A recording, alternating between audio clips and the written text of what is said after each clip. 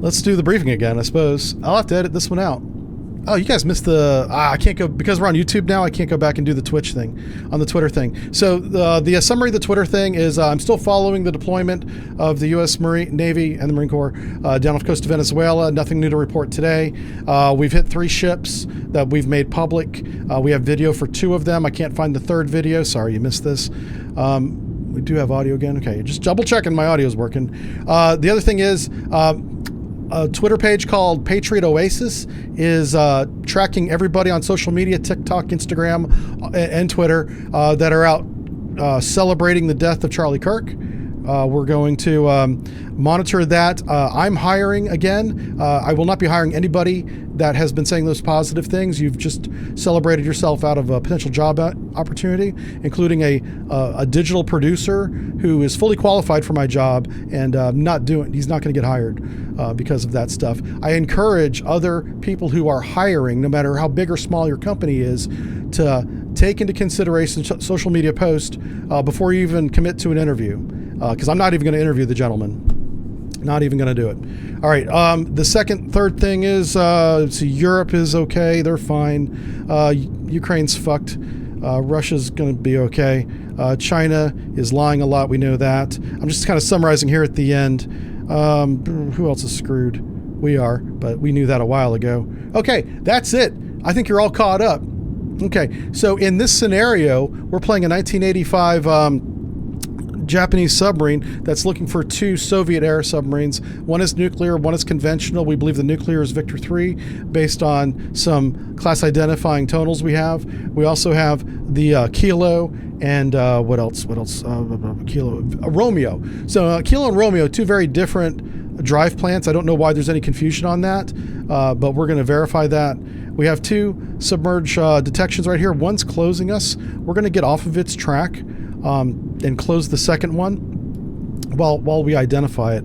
We're at 8.5 feet. We don't know layer depth yet. So what I'm going to do is navigate below the layer and come right to course 300. And we're going to do this at a 1/3 bell. This is our little Japanese submarine here. And I do sincerely apologize for the audio being jacked up. I don't know what changed my audio settings. The last time that happened, I think, was like 2019, and I think I did a full hour before I even read chat. So pretty frustrating that it happened again, but hey. This looks like a 637 model. No, it's not. It's got the ballast tanks right here. The vents right there. That's very different. 5-bladed screw, that's correct. Okay. Yeah, no, this is a nice little Japanese, this is the old school... Oh, what class is it? Yoshio class? Let's go look at the unit reference. This is what we're doing today. We're using the old Japanese Cold War era submarine. It is, looks like harpoon capable. Fires the Type 80 torpedo. Has a range of 8 nautical miles. It is wire guided. Max speed of 34 knots. Not going to be using any kind of active sonar today. Torpedoes will. We won't.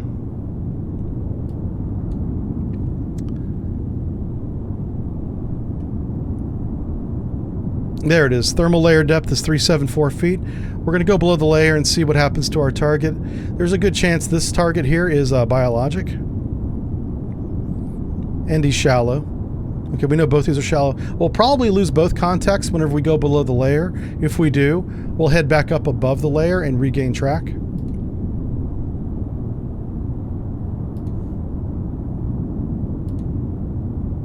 Yep, we lost him. 14 nautical...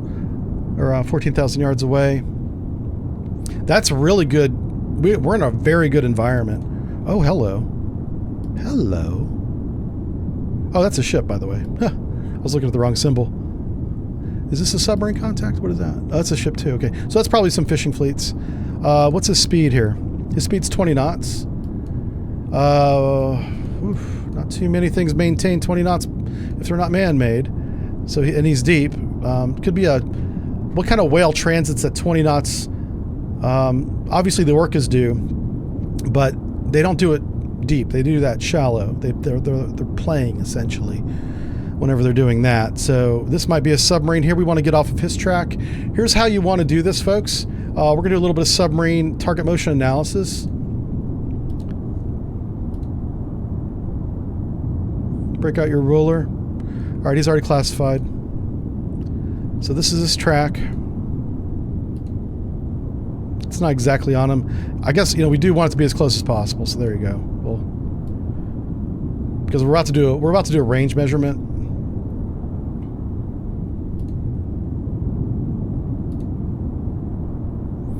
All right, we're 4 nautical miles off of his track. The range of our weapon is only 8 nautical miles. This is a good firing position to be in already.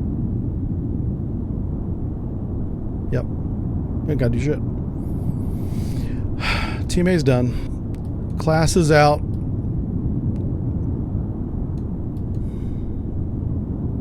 We're here. We did it. I guess I can read chat for the next hour. Once in 6 years, there isn't a bad track record. Yeah. Thank you, Angie. Yeah. I'm so mad right now at myself for being an idiot in front of a lot of people. So I'll get over it, but it'll take me a while and a lot of vodka. Okay. I'm already starting to get over it. It's fine. Yeah. It's not the first time I've done that. I'm so mad. I did have more to talk about too. I can't put this on YouTube though. This sucks. Yeah, I can't. That's a Twitter only comment. Narwhal's here. Narwhal, you missed all the good parts in the beginning. Make sure you go back and watch him. I shouldn't do that to him. He's a nice guy. Damn it. All right, so we're going to watch this chucklehead. We know their general direction of motion is towards the strait. That's in the briefing. Oh yeah, what's his range? His range right now, the game will just tell you if you click on him. Do I have to mouse on him? Well, it won't tell me the range. Oh, because it's an area of uncertainty. Okay. We don't know the exact range, so the game won't tell you. But I just want a ballpark range. So we're going to... Oh, jeez. Yep. He's about... okay, so... 14 nautical miles, 20,000 yards. This is definitely like second CZ. He's a long ways away. All right. Yeah, so the plan is right now, we're just going to maintain course and speed. And read some chat.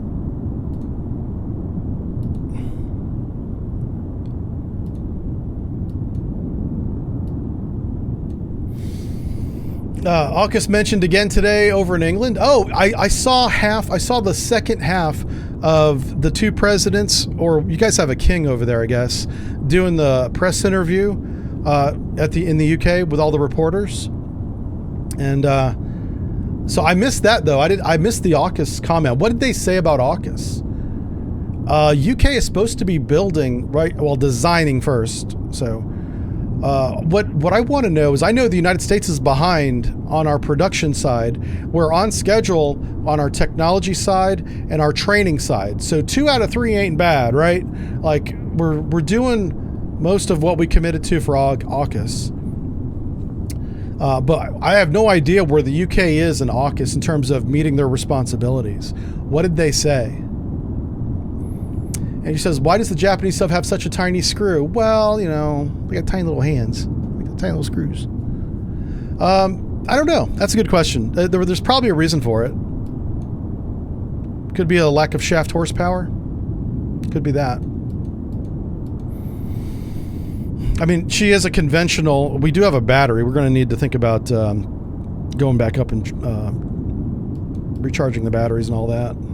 They did add that to the game, but I don't see it here. Where this is something relatively new, the whole recharging your batteries thing. So I don't know where to view that. I'll find it. Oh, hey, wow, they added an environmental tab. God bless you guys. These developers are the best. All right, it's summertime. That's important for sonar reasons too. You gotta know what time of year it is. I'm not even joking. That's like real. 374, we know that already. Ocean noise is 84 decibels. Kind of quiet. Kind of quiet.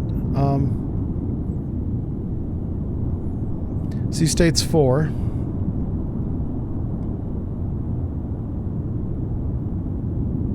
guess that's medium. Yeah, I said it was quiet, didn't I? I mean, it's not that quiet, but it's quiet enough.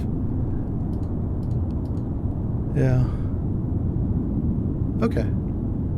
Oh, that's really good. I'm so glad they added the environmental tab. That's really good. Right now we're playing with no mods. There's no changes to the game. You guys can see the game as in its original state today. He just changed depth. He went. This is definitely a submarine. Oh well, they had classified it as a hostile sub. He went above the layer.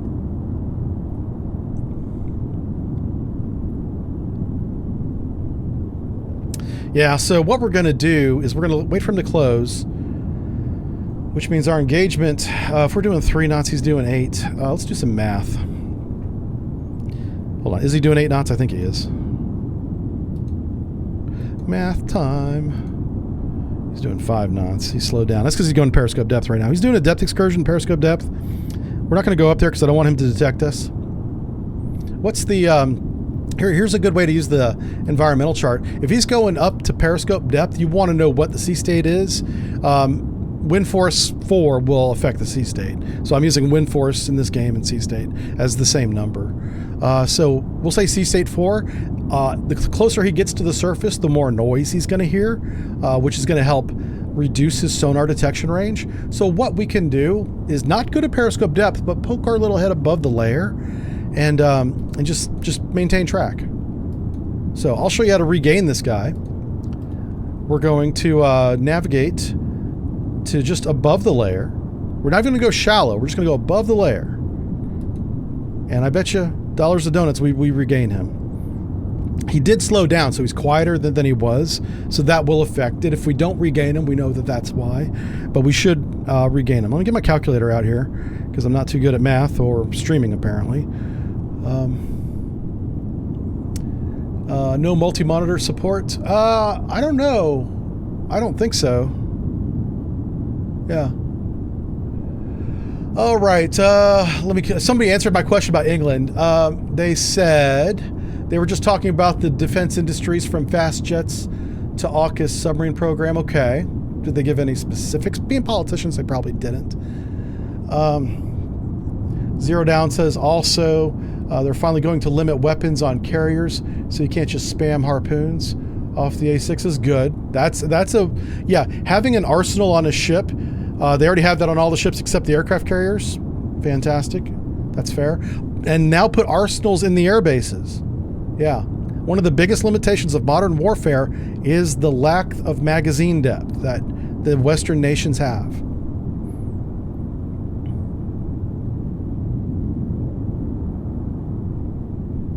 So there's no specifics on AUKUS. Okay.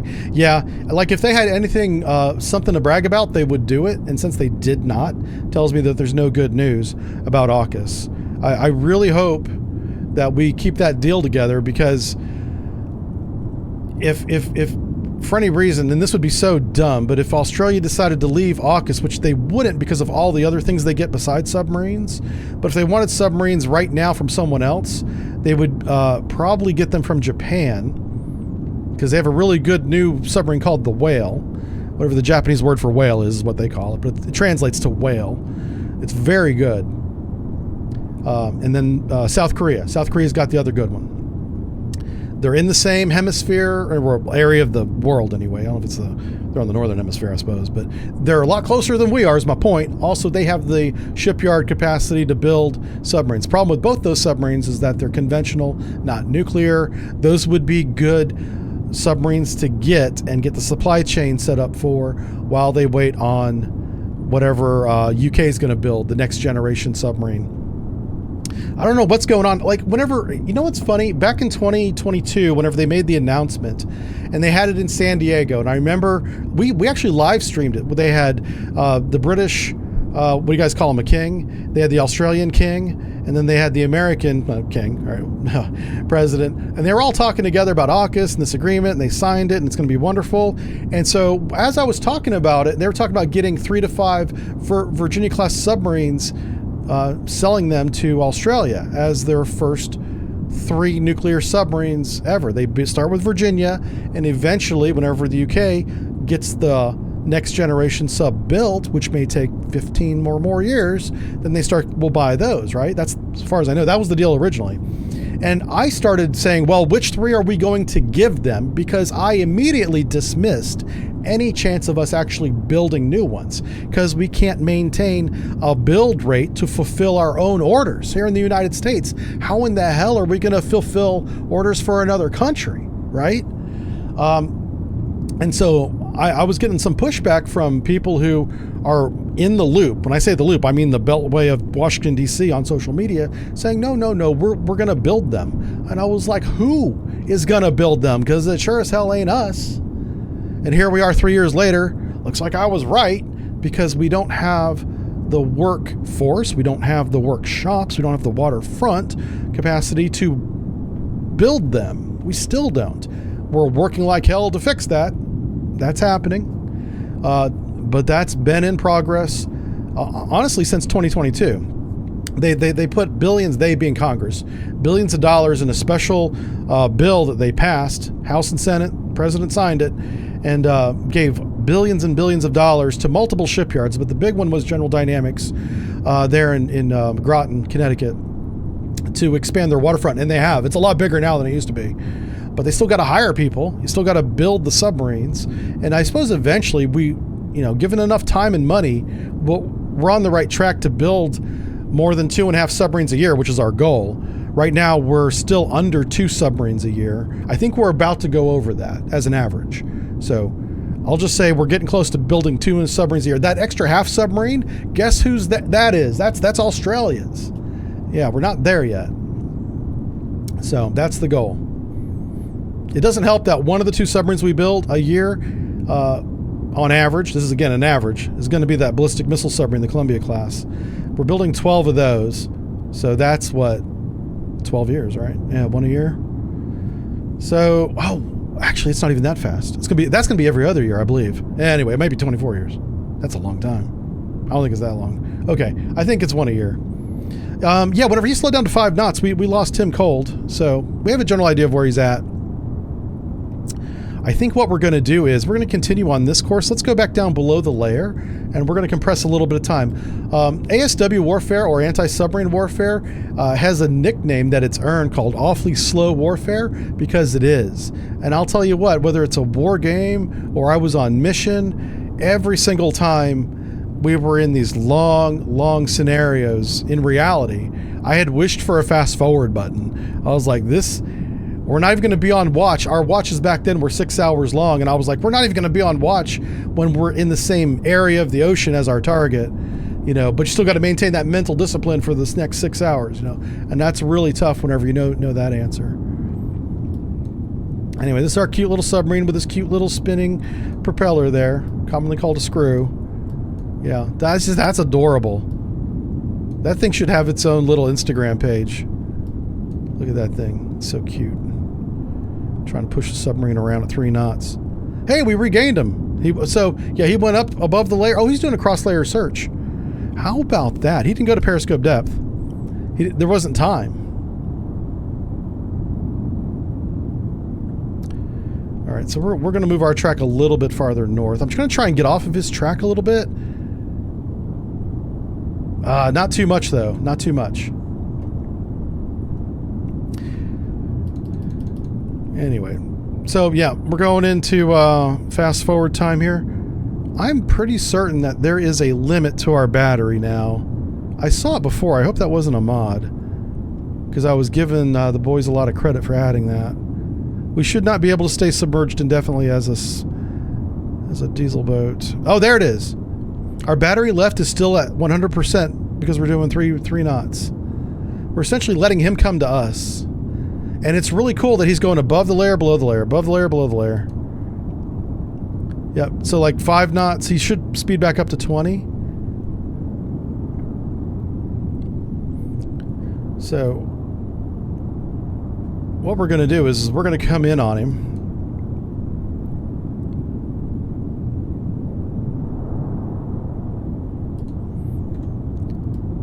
All right, we just heard a transient there. That was really wild. That sounded like a shot. I didn't like like that at all. Don't do that. Don't do that game. All right, it's nighttime.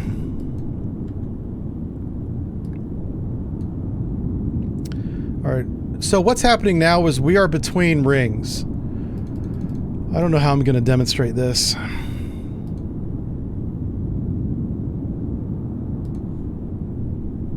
Our last detection was right here.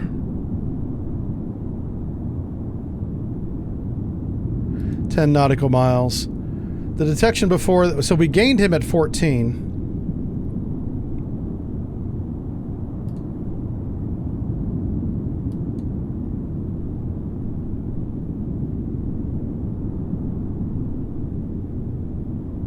I'm trying to figure out how I can demonstrate this. Okay.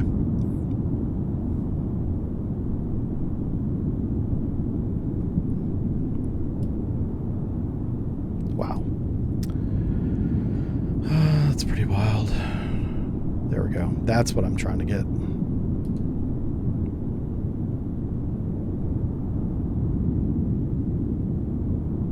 School's in session, boys. Pay attention. This right here is called the annulus. The area between gain and fade. This ring is around the submerged threat. And that's why we had him, and then he just dropped off the face of the earth. That wasn't necessarily a speed change or a cross-depth change. That was a, he's closing range, but the contact fades. And this confuses sonarmen all the time. So this is why I put this out there. You can have a contact closing you, getting closer to your submarine, becoming a problem if you're in peacetime and you don't want to get run the hell over.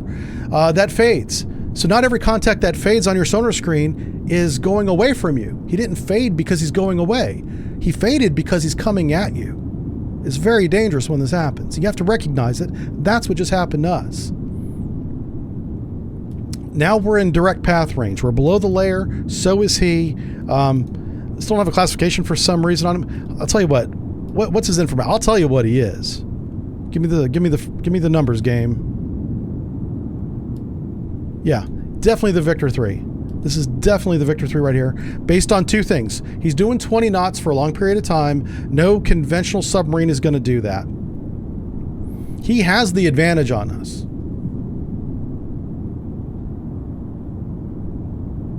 We have a tactical advantage in that we have him and he doesn't have us. So are we below the layer? Let's verify depth. Yes. Okay, so I'm going to close. We have to figure out how we want to do this. Okay. Math is hard. Okay, I'm doing that. Yep, right here. Right there. 4 nautical miles. I want 4 nautical miles on the screen. Holy crap. Okay, so he's there now. Shoot. All right, so what we want to do is we want to go around the edge of this circle. And if he's doing 20 knots, we got to go inside the circle. If he's doing, as long as he's doing 20 knots, he's not going to hear us. We just have to watch for speed changes. Because when he slows down, we cannot be going fast. We will get shot. So we're going to come left.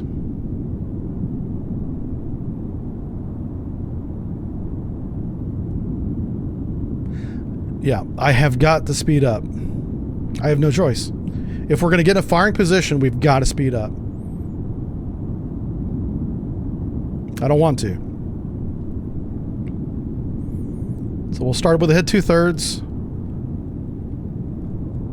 We're operating right below the layer. We're in the shadow zone.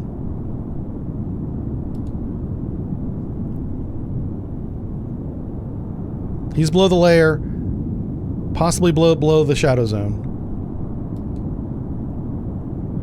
Well, he must be out of it because we can see him. There's a really good chance he doesn't see us. Well, if we go cross layer, okay, that's why we, oh man, I got so distracted. This is why we need to do the math.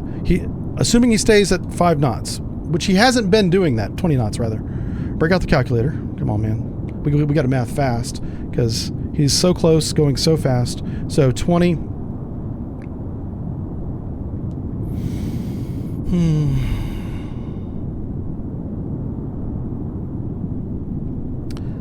So how many minutes is that going to be? I want to shoot. Okay, so hold on a second. There's some numbers I can't say out loud. Pardon me.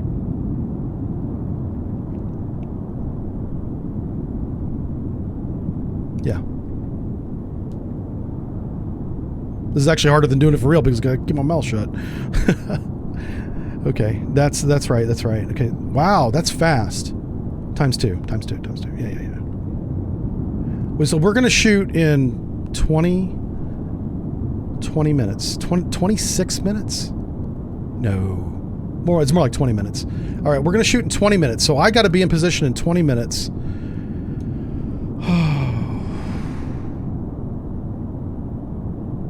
I'm kind of rounding there intentionally.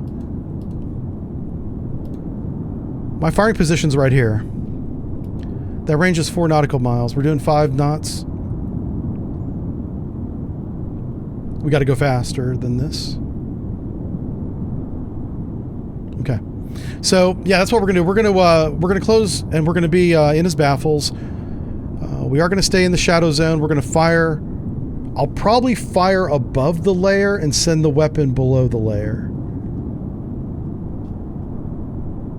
Our evasion depth is going to be... Our evasion depth is going to be 380 feet. Our evasion speed is going to be ahead full. Our evasion course is going to be 240. Write those down. Engagement range is going to be 4 nautical miles. Generated bearing will be 150. That's kind of a ballpark right now.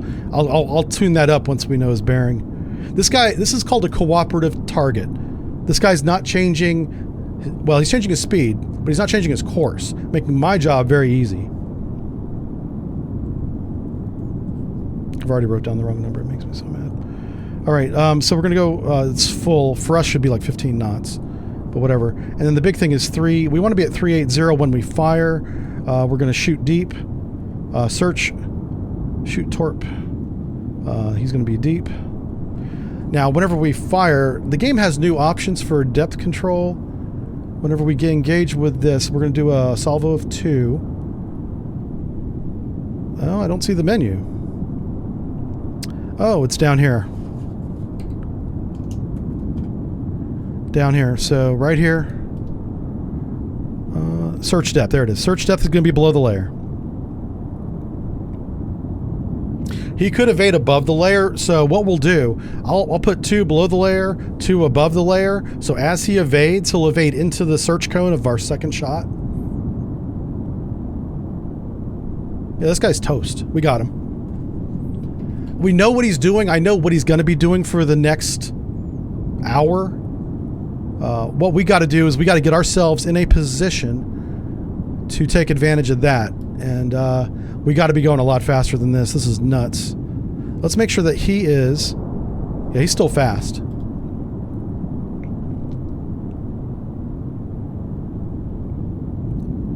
All right, head standard. That should be... That's probably only 8 knots, isn't it?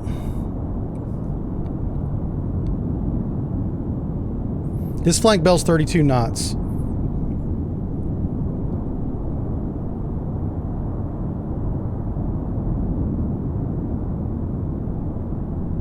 If our torpedo speed is only 34 knots, we got to shoot closer than 4 nautical miles. I was doing the engagement range for a different weapon. This is a slower weapon than our American weapons are. Holy smokes. Yeah. Shit. That's not good. We got to go fast. Oh, wow. We got to go fast. Let's, head full.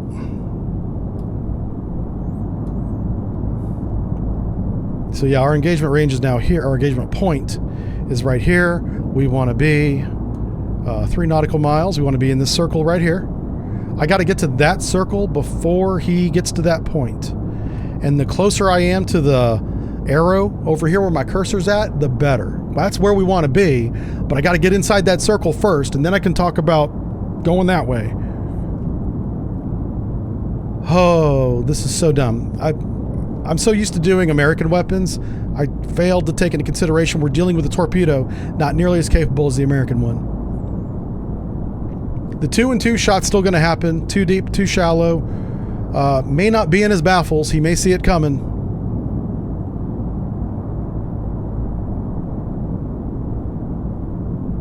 I don't know how we survive the counterfire now. We're kind of putting ourselves in a position to be shot, but if we miss this shot, we don't win the scenario, so it kind of won't matter.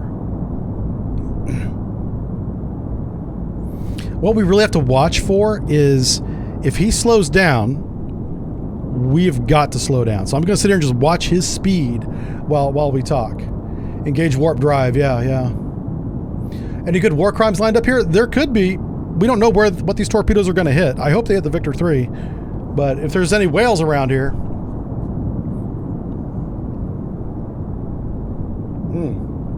All right, so what we would do... I don't have my stopwatch, which is not a good omen. I'm not a suspicious man, but I am a sailor. Well, we would be briefing the Fire Control Tracking Party team right now saying we are going to engage in 10 minutes. So at time, and we look at the clock, look in the upper right hand for you, corner. It says 10:57 Zulu, right? So at 11:10, we're going to shoot. Be back in your stations, fully manned, by 11:05. We do a circuit, or rotate people out if they need to. If they need to get a coffee, if they need to take a pee break, because at this point we never go off watch. We're there 24/7. Well, when are you going to sleep? Eventually you're going to collapse. You have to. A sonar tech's got a shower. That's part of our deal. Anyway, so I'm going to go do that, simulate leaving, and then be right back. And I'll shoot when we get back. Ugh.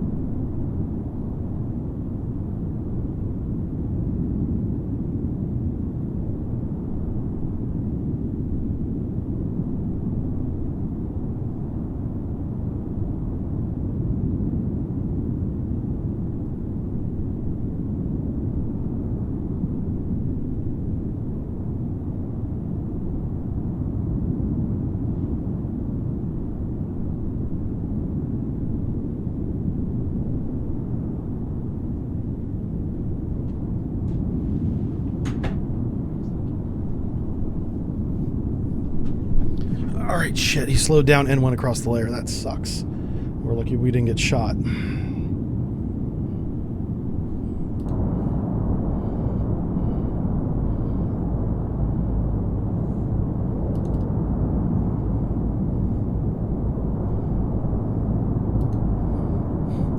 We're in the shadow zone, so he can't hear us. I just want to see if I can regain him. We did, we just regained him.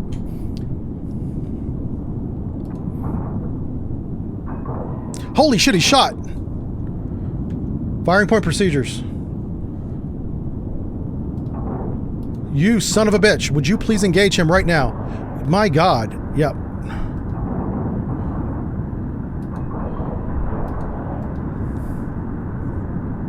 Deep. No, shallow.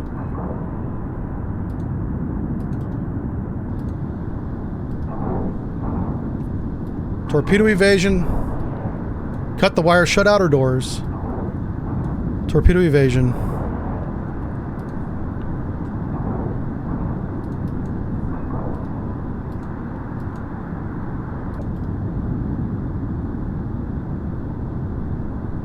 We're gonna do overt evasion. Jesus Christ. Where's the depth at? Sensors, formation, orders. Engage, navigate, there we go. We're gonna go very deep because we're not trying to hide anymore. Head flank. Now, torpedo evasion is a verbal command to the diving officer to do all those steps without saying course, speed, depth. Yep, here they are. God damn it. Launch countermeasures. Whoa, what the fuck? Are we dead? Yeah, we're dead. Son of a bitch. Good shot, man.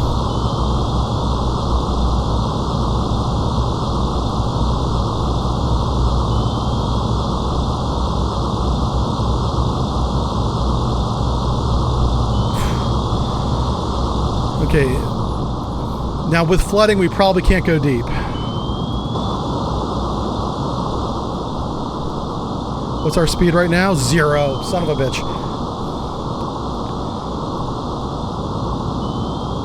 I'll stop. Blow main ballast.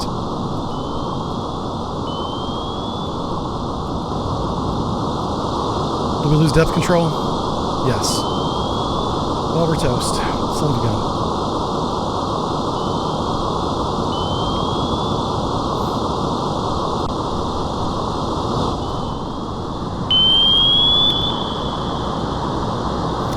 That's not good.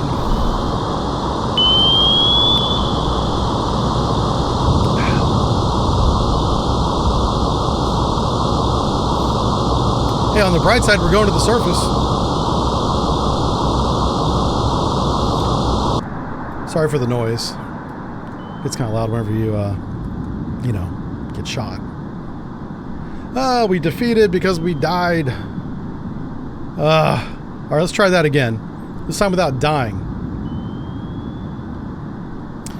So, what we're going to do, we'll stay above the layer this time. Yeah. He's doing a cross-layer search, so it's kind of hard. And so we'll see, why do we do that? Let's do this. Play it. I don't know how we're going to... Well, let me think about what we can do differently here. Right. Got it. Start mission. I really hope they change the positions, but we don't know. We'll keep going that way. Let's go above the layer, ahead 1/3.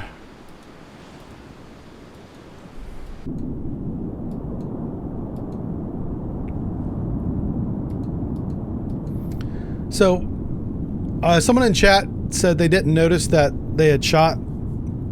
There wasn't, I didn't see any indication on the screen that they had shot. There was audio cues, though. Whenever I got back and I put the headphones on and I selected the Russian submarine, I could hear the ejection pump cycling. And I was like, well, that's not good, you know, because we hadn't even shot yet. So he shot first and won, and that's kind of naval combat in the missile age. Oftentimes, he who shoots first wins. So we're going to do this again. Try not to die this time. We're starting the level as an opportunity to turn into a YouTube video. Yeah, that's true. Yeah. Oh, man. Can't believe I jacked up the audio. You know, to be fair, wasn't my fault, but it's my responsibility.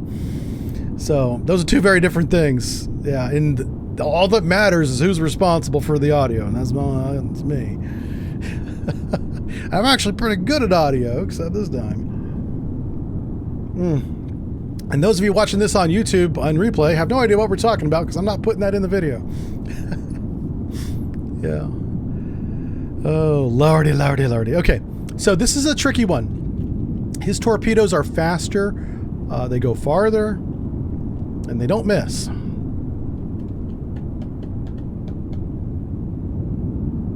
I don't know how we're going to do it. We got to shoot him in the baffles. That's really how we do it. Which means we got to let him sneak past us. I'll tell you what, let's try that. Oh, that's gonna suck. This means that we have got to go fast now and then slow down. All right, this is the only way that I know of how to do this. Yep, I want to do a head full.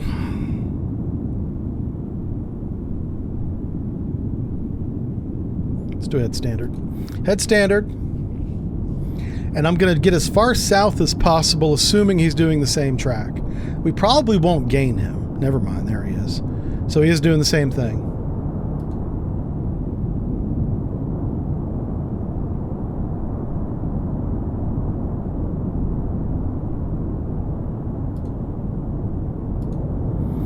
Roughly the same track.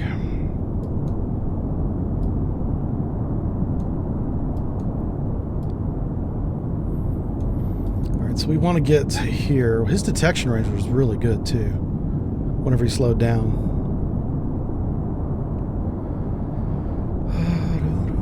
Let's do another circle here.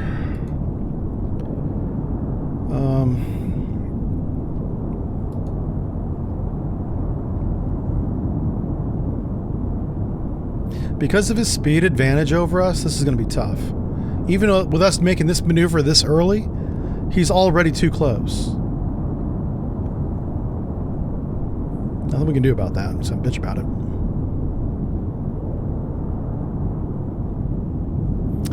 Alright, we'll see if this works. Trial and error, right? This is why we war game. So you don't die the first time you meet somebody. Holy smokes, he's on a little bit different course. How about that? Oh, yeah. Oh, yeah. Ooh, he's on a really different course. So there is some variability to it, it looks like. Much more easterly. Much more. Yeah. Much more. Wow. We might be able to do this without getting detected. I need to know his range right now. His range is really important. Come on, man. Alright, range right now is 10 nautical miles. So we are leaving the convergence zone annulus right now. We have approximately 4,000 yards. We have about 4,000 yards before he detects us. And that's a real rough ass. 4,000 yards gonna be here? Okay. Let's do it this way. That is our cone of silence. We can do anything we want right now within reason, and he should not hear us. That's actually going to close more rapidly than you think because he's also closing the same 4,000 yards, probably at 20 knots. Yeah, he's doing 20 knots right now. Oh, yeah, this window's not going to be open very long at all. Nope. Not at all. Matter of fact, it's almost closed. No, it's not. No, it's not. No, it's not. So we really want to do this. Yeah, this is what we want. This is, oh, no. Wait a second. 10. Yeah, this is what we want. Sorry, I'm arguing with myself in real time. It's funny, yeah. Right there. Because we're both closing at the same time, I can't do this statically. I need to. This is a dynamic calculation. We could actually figure out the time we need to slow down. That's how we would do it. Yeah. But that's where we want to. That point. Whenever he's at that point, we need to be outside that circle, but we're already inside the circle. So, oh, Jesus.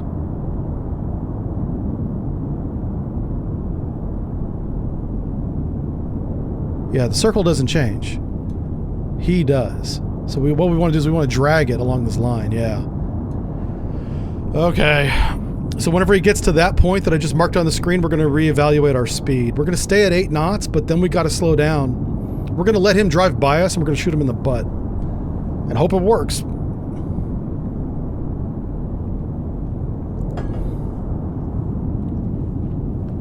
Chair is sweating. Yeah, I know, right? Yeah, this is a very sweaty level of Sea Power gameplay. Most people will never play it this seriously. This is my workspace. This is what I did for a long time in the Navy, and I loved it. Yeah, whenever we did war games, oh man, I was in the zone. I was in the zone. We used to do a lot of this stuff by hand, and with calculators. You know, we had speed solvers and calculators. Do I have the speed solver? Hold on one second. I got a treat for you. Watch this. I still got it.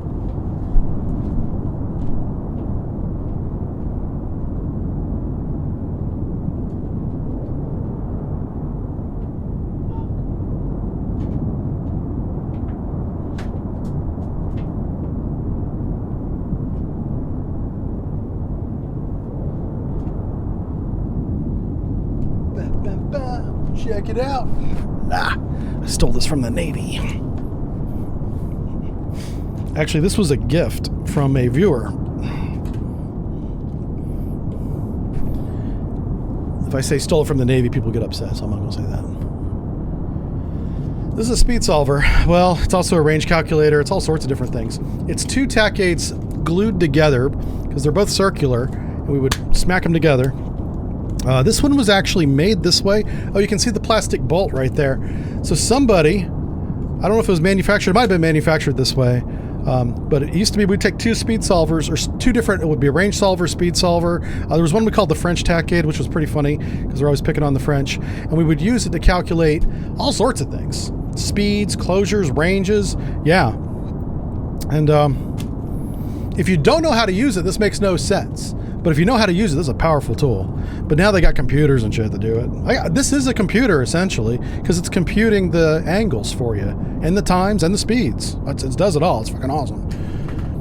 But nowadays, like, you got this power in your pocket called an iPhone that does it much faster and better, and the fire control computers and the sonar computers now do it too.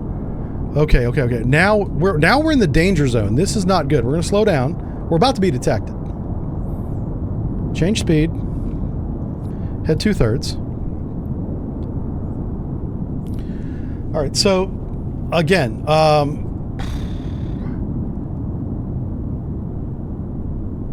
how are we going to shoot them? I still like the evasion course 240. I like it. I think the course we're on right now is a good course to not get shot on.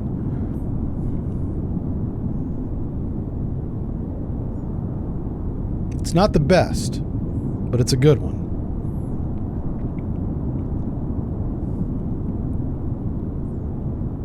So you just went above the layer. Oh, I should be timing that, damn it. We need to know how long it goes above the layer and then back down below the layer. And then once you have that time, you also need to know the interval between layer excursions, because I bet you that's consistent. One thing, there's 2 submarines now.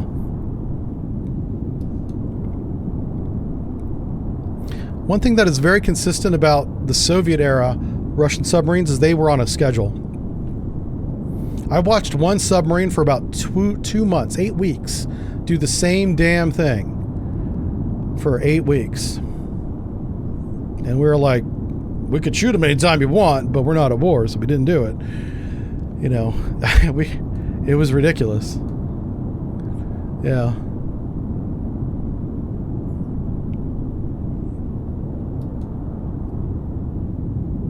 That was pretty wild. Yeah. So that is another sub, I think. I don't know. Oh, no, it's the same. I had moved the marker. Never mind. Yeah, that's the same sub. So we did slow back down again.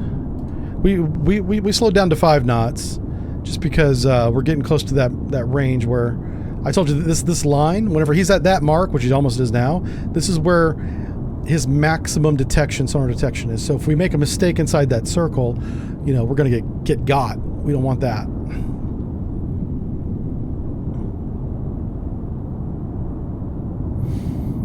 Can I show you the abacus? Yeah. This is a little bit, this is abacus 2.0. Actually, because it uses trig, it might be 3.0. But yeah, that's what this is. I forget who sent this to me. But it was a viewer, and I was like, oh my God, one, how did you get this? And thank you. Now, I'm not telling the Navy I got it, because they're probably going to want it back. Well, if they wanted it back, it would be put it in a museum, but still. I'm pretty sure I'm not supposed to have it. Yep. Can I apply solvers to this game? I think you can. Yeah, I think the speed, the geometry is geometry in this game. In other words, 5 knots at 10,000 yards takes the same amount of time to cover that distance in reality as it does in this game. In this case, this is very much a simulation of that. What makes this a game is the scenarios, the weapons performance. The sensor performance is really good. That's simulation. The weapon performance is not anywhere near where it is in reality, for both better and for worse, for both. But sensor performance is pretty good, which is why I knew I was screwed right away as soon as I got back. Yeah. This is Command Modern Operations with a 3D engine. Yeah.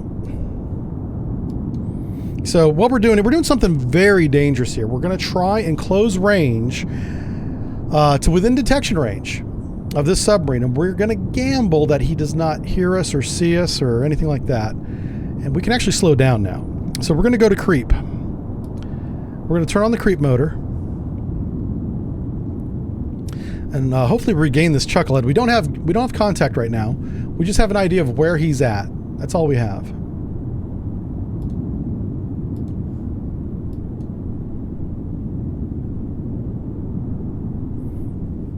Hey John, how's it going?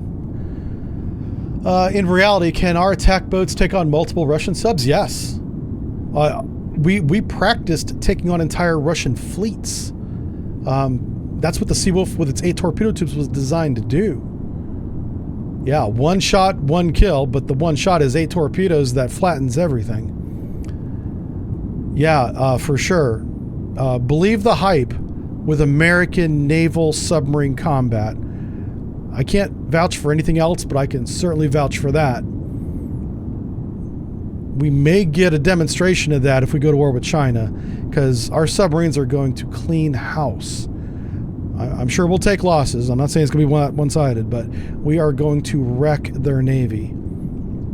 The only thing that's going to save them is our weapon range. We're going to have to drive to within weapon range, however long that takes, days, weeks, And if they come out of port after that, they're done. And I'm sure at the same time, aviation's going to be doing their thing. Air Force can sink ships now. They got a bomb for that called Quick Sink. It's pretty cool. And somebody gave the Marine Corps anti-ship missiles, the bastards, which is awesome because those guys kick ass. So now they can kick ass with anti-ship missiles too. So, but I can personally tell you that the U.S. submarine force will, I think, clear out any navy in the world, even our allies. And that just made a lot of French people mad because they're very proud and they're very good. Don't get me wrong. They're just not United States Navy good. I wish we could use the submarines more directly against the cartels, but that's not the job of the sub. I really wish we had some recent demonstration that I could point to and be like, this times 11, and unfortunately we just don't have that right now. I say unfortunately. It's kind of fortunate we don't have that right now. Yeah. All right, he just came back down below the layer. The new range is just under 8 miles. So we're definitely in the cone, in the circle of death. We're creeping at 3 knots to the line here. So, and there's probably somebody who knows tactics and is not saying shit, but he's thinking this. So I'm going to show you this. The most direct route is obviously the straight line, right? If I can get the straight line ruler, there it is. People are probably being like, hey, why aren't you doing that, right? Well, yeah, you could, but our goal right now is to already be on our evasion course whenever we shoot. And I want to be on 240, which is what we're on. So, but any course, in my opinion, between where we are now, which is the blue line, and this black line going straight down, crossing at 90-degree angle, any of these courses would be fine. I like this one. I still want to shoot at a range of 3 nautical miles. So from that point, that's 3 nautical miles. We're already within the engagement envelope. We're just not in a position.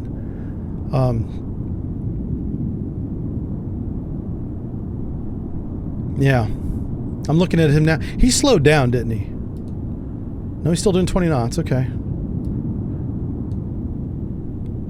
There's not a SAM chance in hell that he's going to get us to 20 knots. It's whenever he slows down to 5 knots is the problem. That's why I went to the quietest lineup right now. We're at a really good depth. It's not the best depth, but it's... If this doesn't work, we'll have to try a different tactic.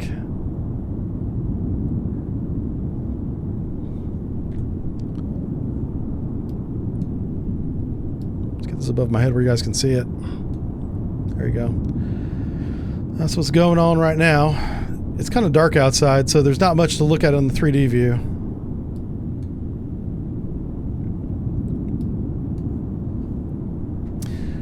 Imagine if the Navy had Super Tomcat 21s. I know.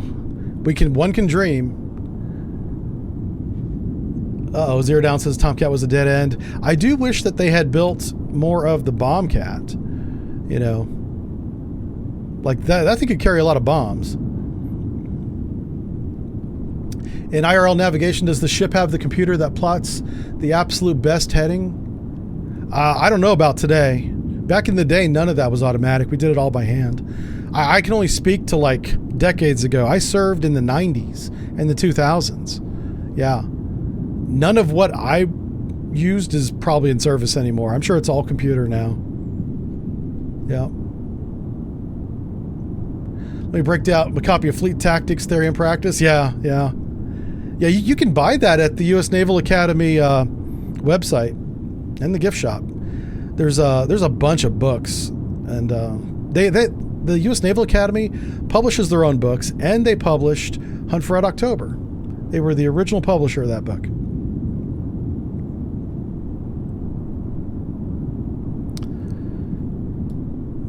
Really good stuff. So he's a little bit farther south than I had planned, but in our geometry here, that's fine, because I was beginning to get a little bit nervous that we're going to pass pretty close to each other, and I'm not really comfortable with this, but this is the decision I've made, so I'm going to just push it and see what happens. But what comes down to is if we hear transients from him, we're just going to shoot.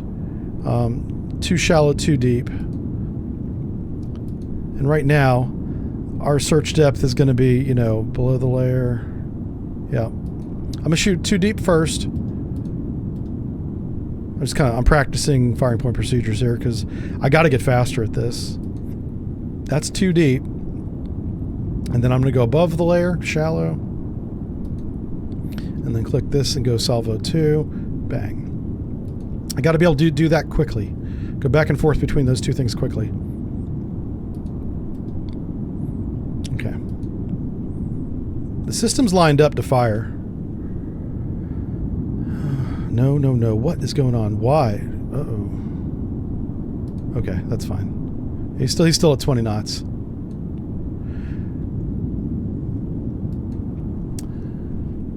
ST-21 was a significant improvement. Oh, you guys are arguing about Tomcat? Yeah. Captain said doo-doo. Yeah. All right. Oh, like a parabola. I see what you're saying, Eternal Noblet. Yeah. It probably is a parabola. You'd be surprised how much, whenever we're doing the calculations manually, we use rules of thumb. Because we do what's called mental gym, where you just want to like get the answer close enough for the weapon to do its job. You know, it's better to get a weapon within weapons envelope range of the target than it is to have the perfect shot. And I've seen this myself, where we would take out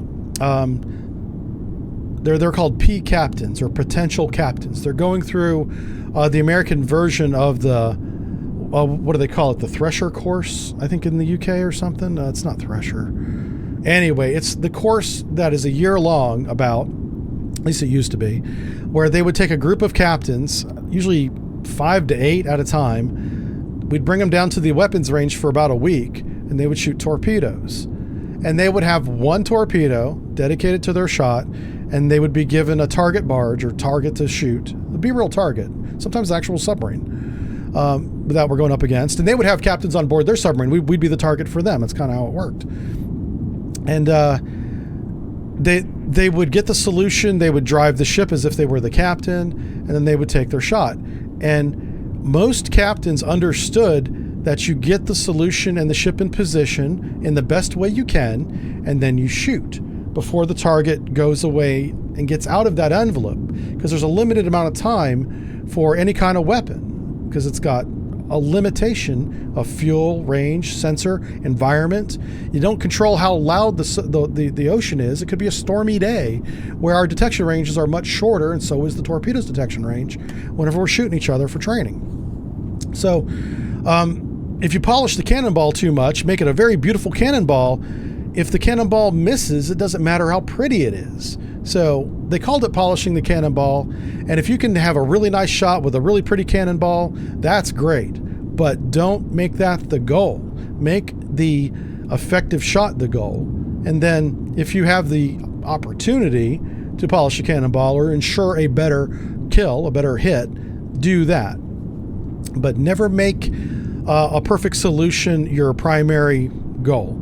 You want to get the solution on the target as best you can. You want to, and this is the hard part, drive the submarine to the firing point position in a way that doesn't get you to counter-detected, which is what we're struggling with right now, and ensures a hit on target.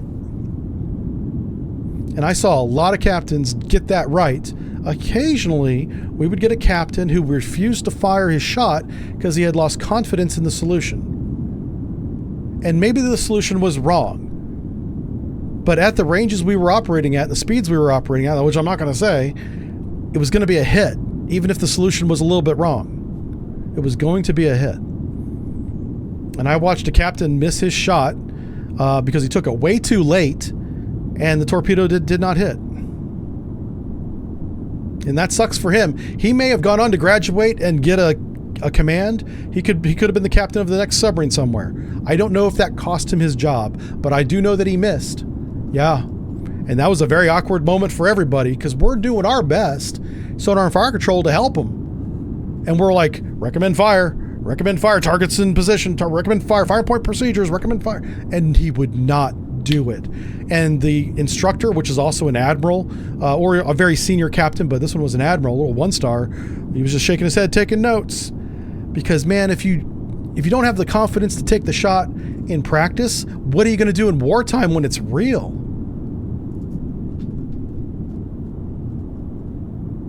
Yep. So that was very concerning. But it's also, I have no idea if that cost him a job or not. I don't think that they would kick you out for that, but it certainly didn't look good. And but we always did our best to give them the right information, make the right recommendations, because whenever they're the captain of their own submarine, they're going to be getting recommendations too, so that's perfectly legal. And they could jack up a lot of things if they just listen to us as lowly enlisted people, but we know our fucking job. You know, you're going to get a hit pretty much every time. Can't say I was perfect, but we were pretty close. Pretty close.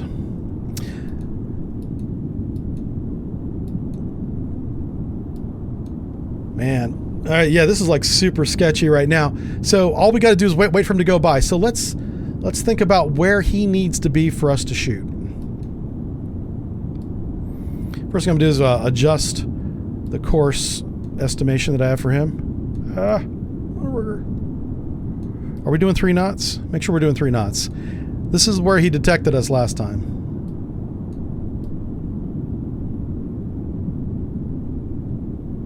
Okay. So we know where we're going to cross his course, roughly, is right there. That's actually pretty good. That was a coincidence. I didn't plan for it to be that way.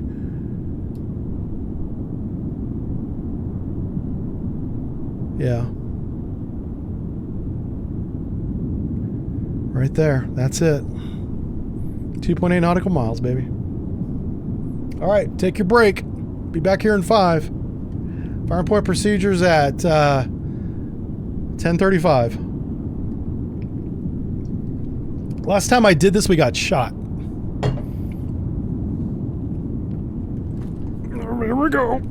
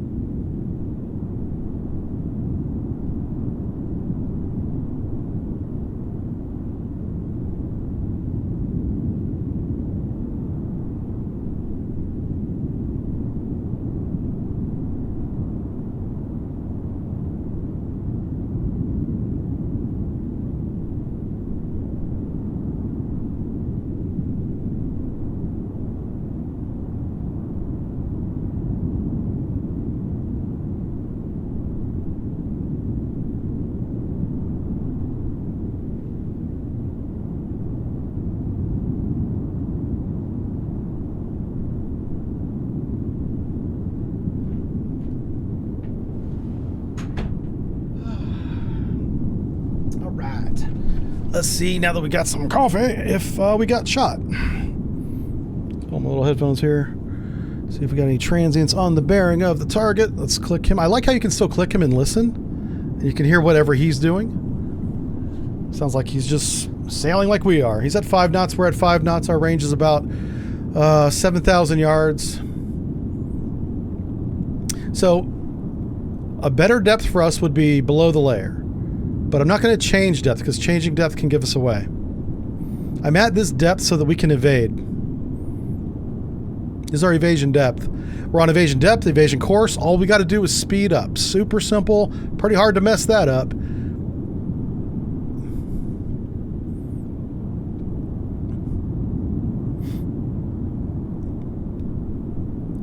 We'll see what the target does. Yeah, the chair's an admiral. I'm a captain. The chair outranks me. Yeah. Don't ask me why. The chat decided that years ago. Yep.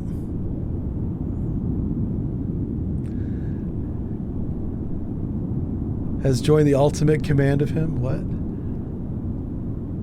Hassan is here. No way.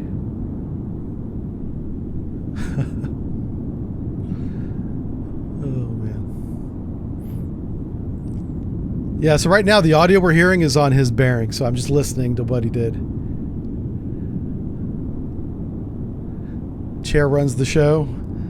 Yeah, the chair is whispering in my ear what to do. He's like, now do this. You know, sometimes he whispers some more messed up things. We kind of don't need this extra circle, so we'll get rid of it. I don't want to confuse anybody that's watching this. It's like, what do all these circles mean? Well, right now, this one doesn't mean anything, so we'll just get rid of it. That's all you need to know right there. That's all you need.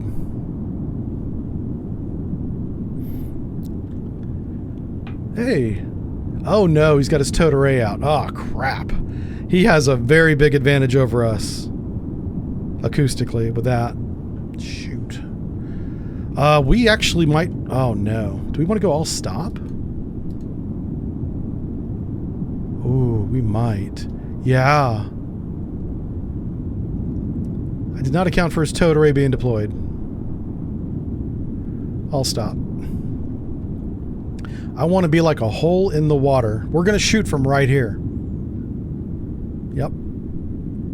This is where we're shooting. It's not great, but it's as close as we're going to get with that towed array out.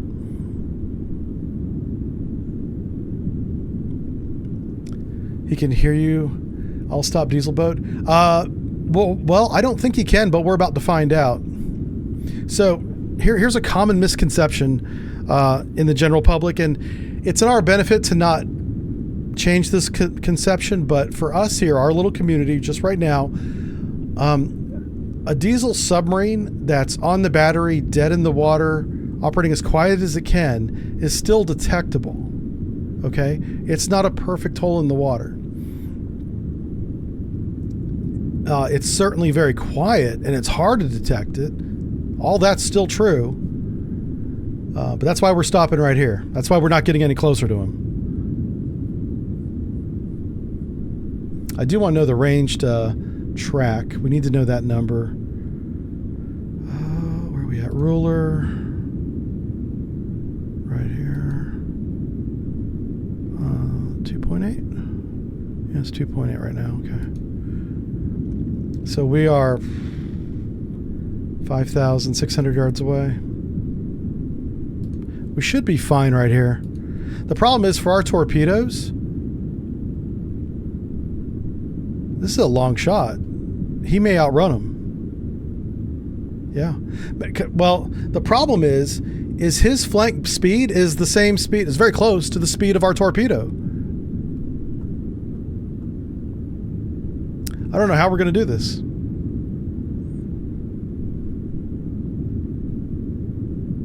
I need to drive into his baffles at some point. I don't know when. Right now, that's not the answer. And he's got a towed array, so baffles aren't exactly the answer either. A towed array has a baffle region too, by the way. It's not called a baffle. It's called something else. I'm not going to tell you what it is. It's none of your damn business. Yep. Yeah, if you want to know what it's like to stand watch on sonar, it's kind of like this. It's pretty boring. Yeah. You know, we could increase, since we're not moving, I'll go ahead and increase time compression because are we sinking out? What's going on? Why are we changing depth? We're not. Okay. We're at 915 feet. 965 feet. I'm in 5 times compression right now. I saw the little bubbles coming up, and it looked like our ballast tank was venting air or something. Like finding people who share the same interests as me here. Okay. Shadowbug, good to see you, sir. The Gnome Overlord demands me back at the salt mines. Oh, demands you back at the small. Yeah. Yeah, I haven't talked to her or seen any of the Gnome Overlord's work in a long time. I need to get back caught up with that. He's very good about being consistent. I'm just inconsistent about... There it is. About watching his videos. We're talking about the Mighty Jingles, everybody. If you don't know, you definitely want to subscribe to him. He's a funny guy. Navy guy, Royal Navy guy. And served around the same time I did. Our careers, I don't know if he retired or not. I can't say one way or the other. I know that we were in the service at the same time, though. Yep. He did the surface warfare thing. I believe he was their version of a radio man, I think. Ugh. I'm getting to the outer boundaries of my knowledge of Mr. Jingles' service. But I think he was the Royal Navy version of a radioman. I think. You guys in chat that follow him probably know. Yeah, he's retired. Okay, so wow, so he did a full tour, did the retirement. Yeah, I have a ton of respect for that gentleman. He actually helped me out on a video when we were doing the destroyer he was on, Type 42, I think it was. I just asked him about it. I was like, "Is there anything you want to add?" And he had sent me a few notes, and I was like, "Thank you. That's very cool."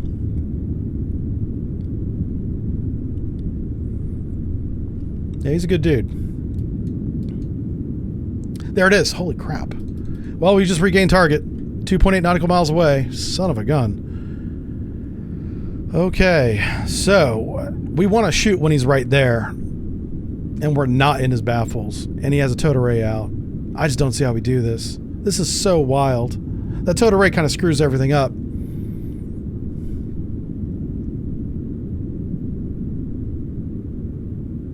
We have to wait for him to go back above the layer. Yeah, that's it.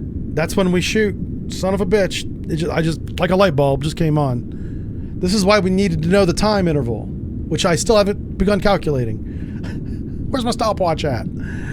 All right, eventually he'll go back above the layer. I hope that's before he gets to the marker. The next time we lose him, we shoot.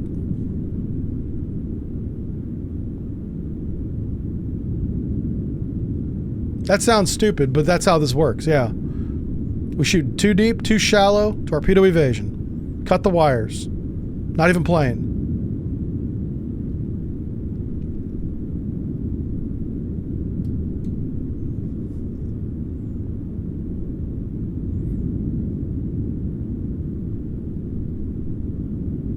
So there would be a briefing going on right now in the control room. In the control room, you got everybody. You got the sonarmen would go out there because in real submarines, sonar is not in control, but in today's submarines, they're already out there. You got the ship's control party there, fire controlmen, radiomen, navigators there. The entire wardroom, if they're not running the engine room, is there. Yeah, pretty much. So it's a very crowded space, and we'd go over again, remind everybody, you know, evasion depth 965 feet, evasion speed all head flank cavitate, not trying to hide.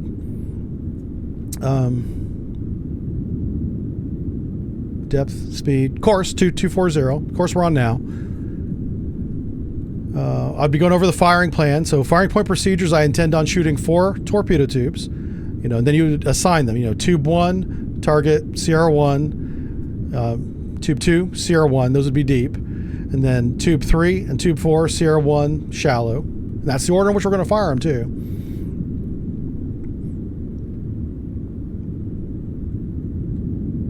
And I would instruct the weapons officer to brief the torpedo room, the torpedo room guys will stay in the torpedo room during this brief. And this brief is not going out over any kind of loudspeaker, because at these ranges, there's a small chance you can hear the loudspeaker if there's a problem with it.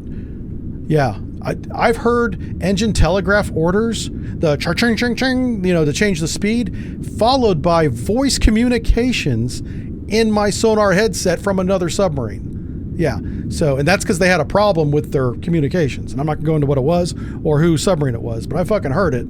Didn't understand a word they were saying, but I was like, somebody's talking, That shit's real. And so in this case, you do all that communication voice to voice, face to face. With the torpedo men, they'd be on sound-powered phones talking into it.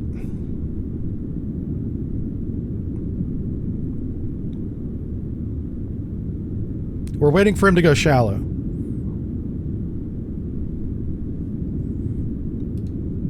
All right, now we're listening to whatever he's doing, and then we're going to shoot him. Singing the anthem.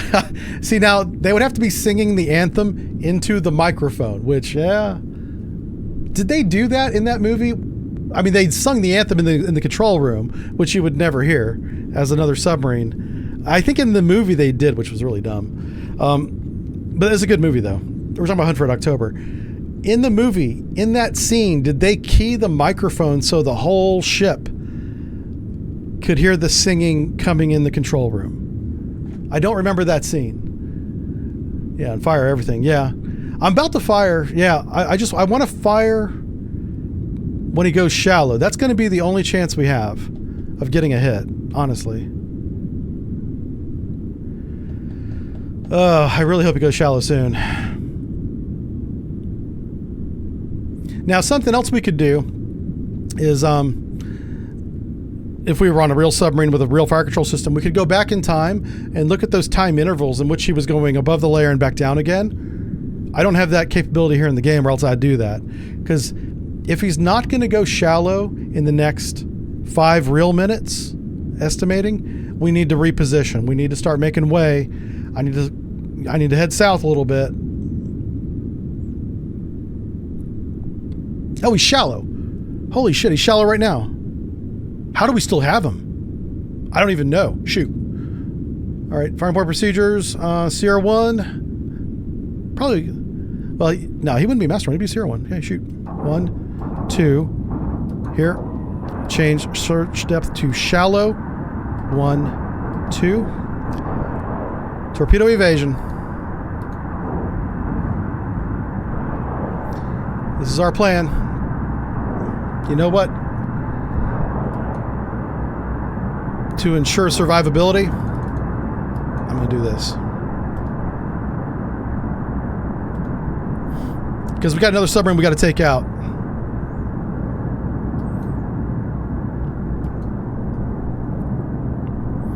Yeah, it says that that little S right there means he's shallow, which I'm shocked that we have him shallow.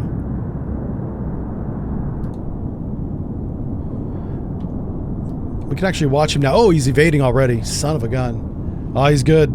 This is a good ship. He is good. He's alerted. He's going to try and outrun him. He will counterfire. Son of a gun.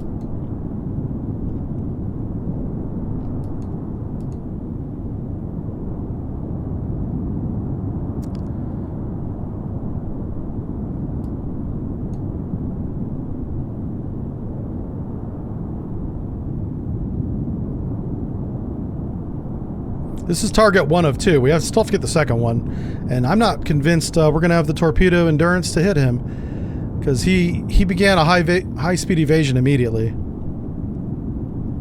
If he doesn't change course, I don't think we hit him. E is ESM. Oh, S is sonar, not shallow. Oh, crap. I thought it meant shallow. I misunderstood the game. Shit. You're right. You're absolutely. I do know that, too. I don't know what caused me to think it was shallow. Yeah, no, you're absolutely right.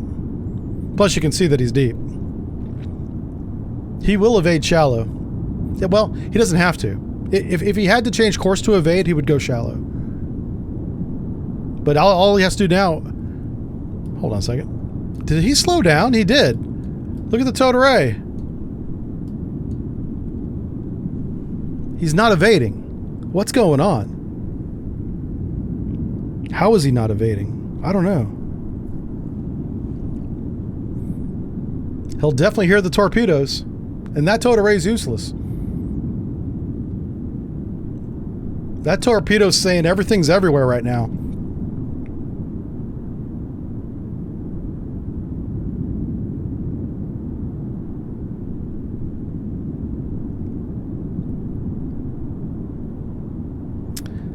Is he going to speed back up? You know what's funny? By him slowing down to 5 knots here, our torpedoes might overshoot. Yeah, he's shooting right now. Oh, good, but he's going to shoot to the north. I think we successfully evaded this. I expect the torpedoes to be, well, unless he hears us. Does he hear us? I don't know. We're about to find out. If he shot on the bearing of the torpedoes, we're going to be fine. But because we're doing a flank bell, he might have heard us. I don't want to change anything right now until I know where the torpedoes are.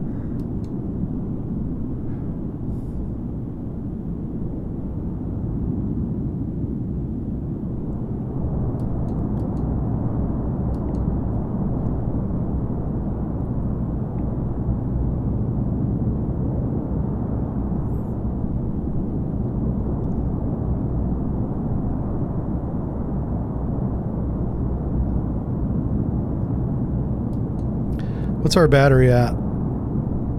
Give me the battery. 92%. Okay. We have lots of juice left.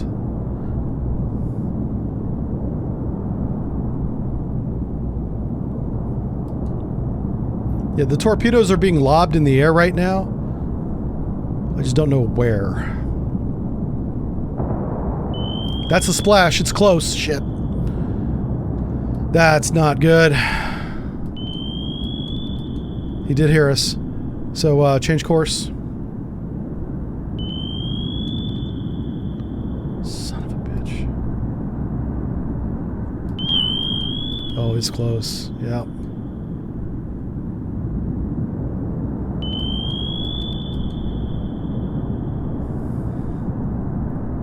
Yeah. Damn it. Is he tracking? Torpedoes tracking, launch countermeasures, change course. Depth, rather. Periscope depth.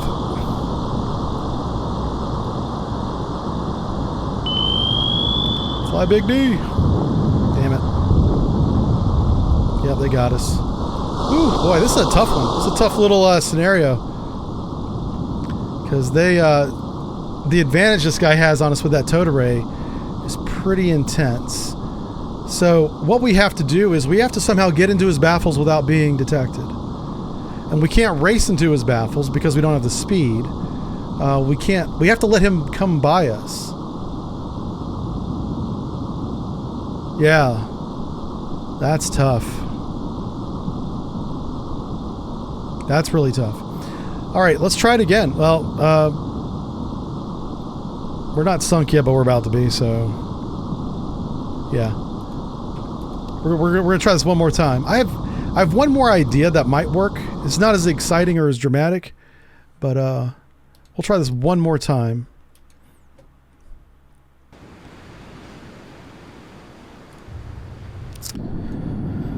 Okay, so since we kind of already know the answer of where he's going to be, we're going to head straight south. We are going to go below the layer, and we're going to go ahead.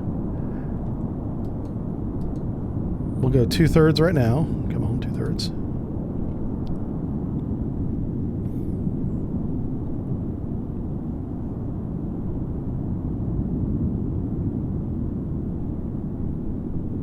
So what I want to do is I want to race onto his track and stop dead in the water and let him literally run over us and hope to God that his towed array doesn't hear us.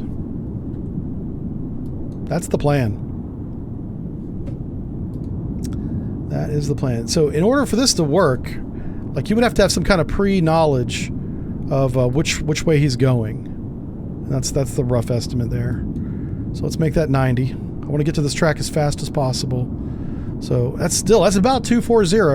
220? Yeah, it's probably more like 220. Yeah. And we're going deep. We're passing 137 feet.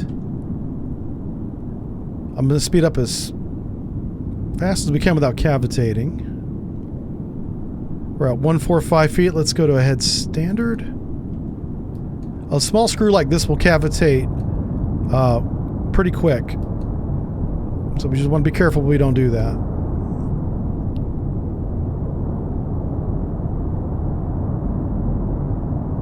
So we're going to try and pre-position ourselves to be on his track. He'll run past us. We'll shoot from behind. Man, that was a really good shot he had on us too. That was... I wonder if my evasion... Yeah, if I'd done a covert evasion, I think we would have survived. Because he didn't detect us first. He detected the torpedoes, and then he looked for us. And because I was doing a flank bell already, is why he heard us. So, I was doing a flank bell because we're so damn close. But we're not going to outrun the torpedoes. Yeah.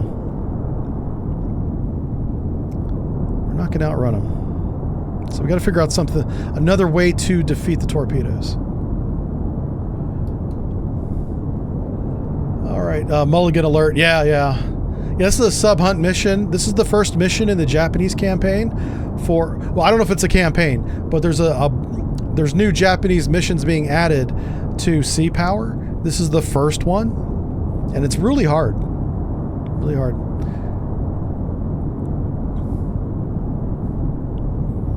So I've tried two different tactics. They both did not work. The last tactic would have worked had I used a slower evasion. If I had evaded at a head standard, we would have probably survived.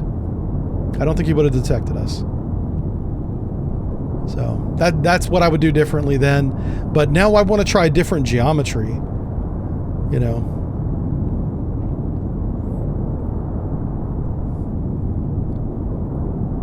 Because our flank bell's only 20 knots. So even go fast speed's not going very fast.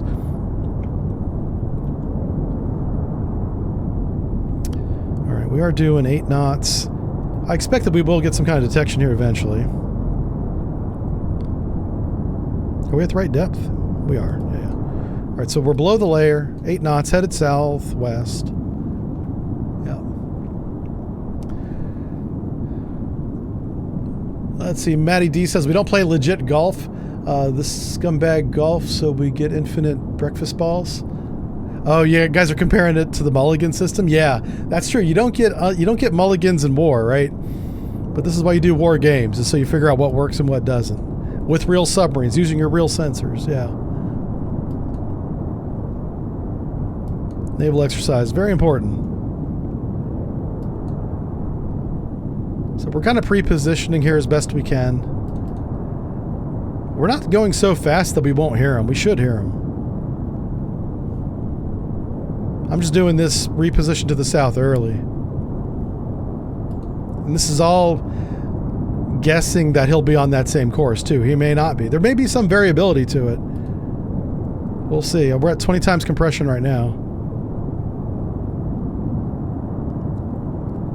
There he is. Son of a bitch, it is random. Okay. South. He's doing 090. Heading straight east, baby.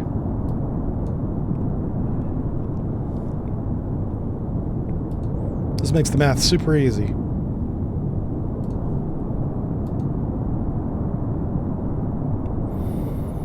Alright, where do we want to be? Probably right here.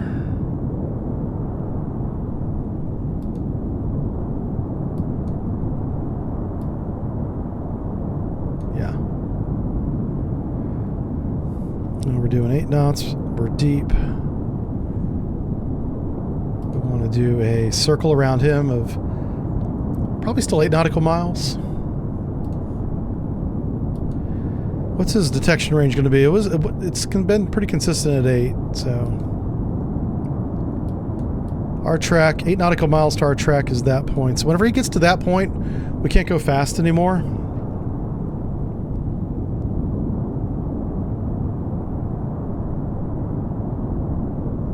Yeah, we're going to stay right here.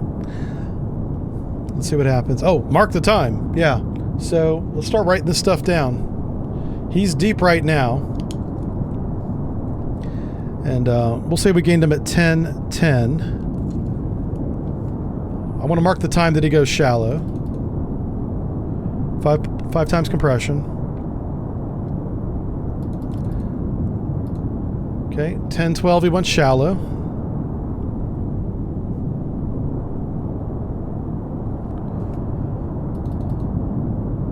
When do we regain him?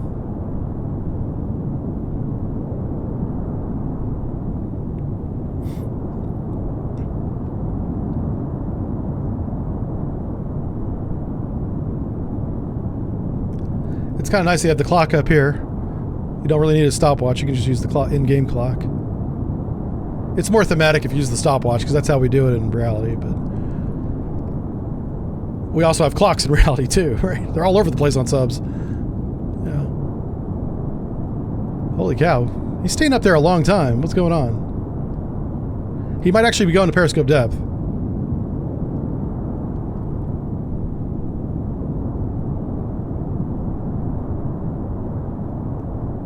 What I don't want him to do is come down below the layer and be too close to us for us to not be detected.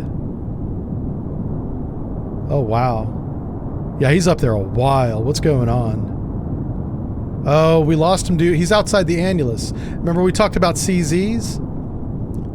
So these times kind of mean nothing. He's definitely below the layer. We just don't have him.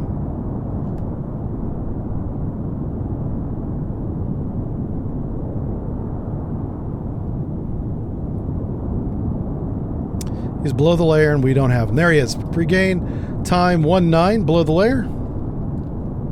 This could be a range regain as well.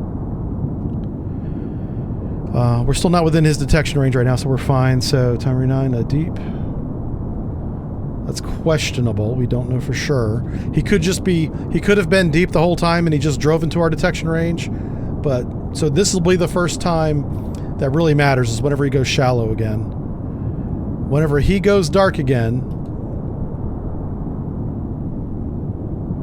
that's the time we want to write down.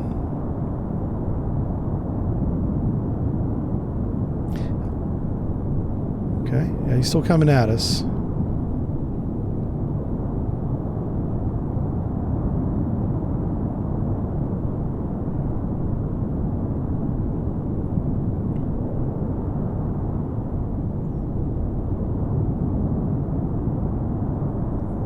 Okay, we're going to go ahead and slow down.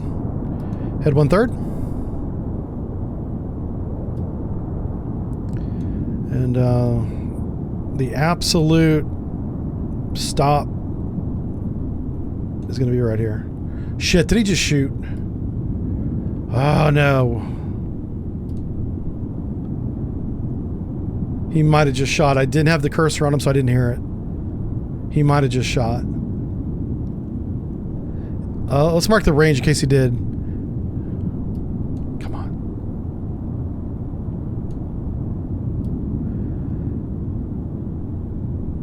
Yeah, it would have been like 8.2 nautical miles. A little bit farther out than I expected.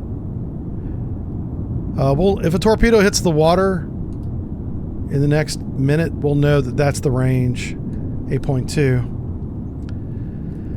Oh my God. We got to stop right here. All right, are we at the right depth? Yes.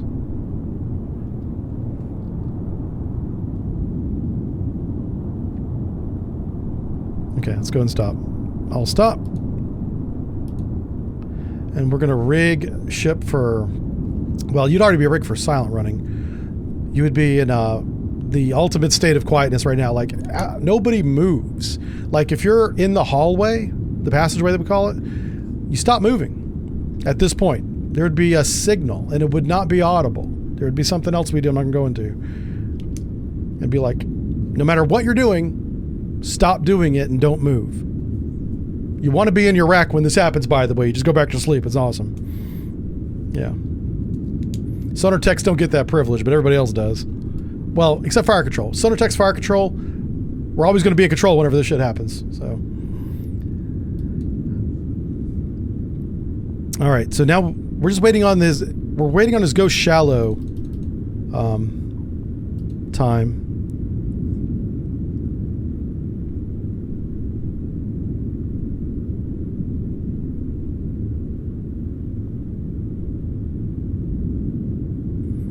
All right, he's at 7 nautical miles. We're all stopped in the shadow zone below the layer. He's below the layer too, so the shadow zone doesn't really apply right now. It will whenever he goes shallow, which is why that's when we fire. When he goes above the layer, we shoot.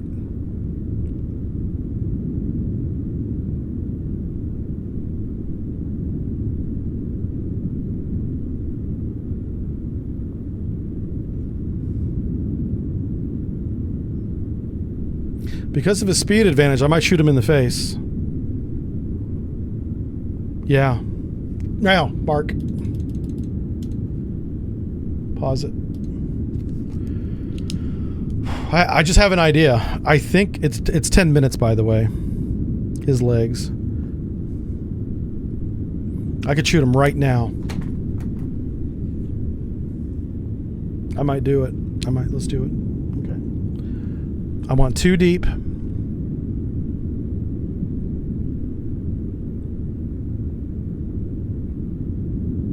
This only works if we go deep. If the shot is deep. Son of a bitch.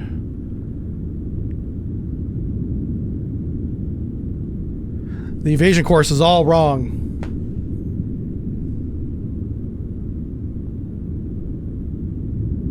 I think we do it. I think we do it. Oh, this is so dumb. This is really, really high risk. I mean, what the hell? God damn it. Okay, here we go. 1, 2. Torpedo evasion. Head 2/3.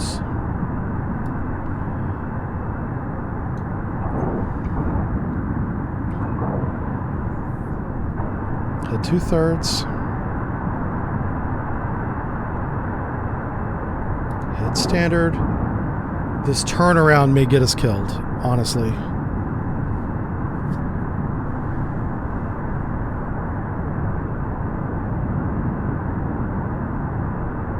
Yeah, it's a shot. This might work.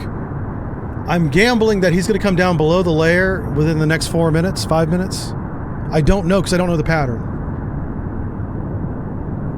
Damn it. I don't like gambling. This is why I don't gamble. That's not fun. I want to know the math before I make the shot. This is the best opportunity we have for him not to outrun our torpedoes. Because once he gets turned around and up to a flank bell, our torpedoes can't catch him.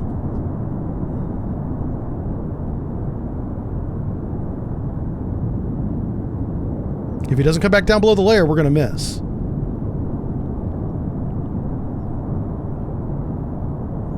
Son of a bitch, this is not a good course.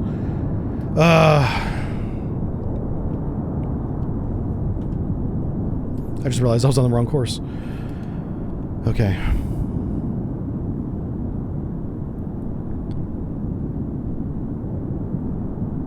At least we turn the right direction.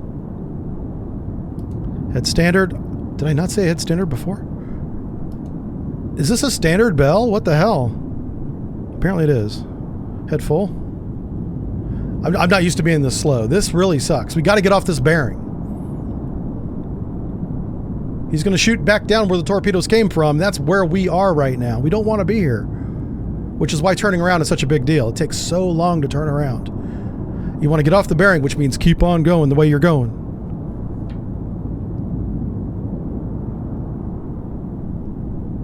Damn it. Okay, I'm going to stay at... We might get detected. We're at 15 knots. Okay. Head standard. We're going to slow back down again. Wow, a standard bell is 8 knots and a full... A full bell is 8 knots. I'm sorry, a full bell is 15 knots. A standard bell is 8 knots, and I want to be in between those two speeds. So what we would do, and they should add this to the game, is be able to right-click add full, and then type in the speed you want to be that is below the full bell. I want to be at about, well, it depends on the submarine, but just for this situation, I want to be at about 10 knots. And I don't have that option right now. My options are 8 knots and 15 knots. And the answer's in the middle of that. So I'm going to go with 8 knots and see if I can buy enough time to allow us the distance to not die to this counterfire. We could do 15 knots, but then he would hear us and shoot us. I'm hoping he doesn't hear us. We're in the shadow zone. He's above the layer. If he comes down below the layer right now, he's in for a hell of a shock.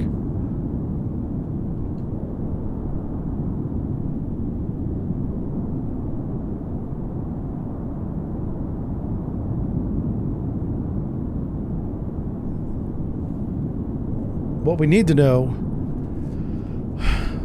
is, when does he go below the layer? Is it 7 minutes? It might be. All right. If we have the time right here, and it may not be right because we didn't have contact, but we saw him go shallow and then deep again 7 minutes apart. The time right now is time 4 minutes. So in the next 3 minutes, he may come deep again, and it'll be right in front of our torpedoes. So that would be a good shot if 7 minutes works. Is it 10 minutes shallow, 10 minutes deep? It probably is. It's probably a 10-minute cycle. So he's either going to be shallow or deep again at time 3:06 or time 3:09. And I think both will work. We might get a hit here. If I can get a hit on him and slow him down, I can finish him off. I just need to kill that speed that he's got.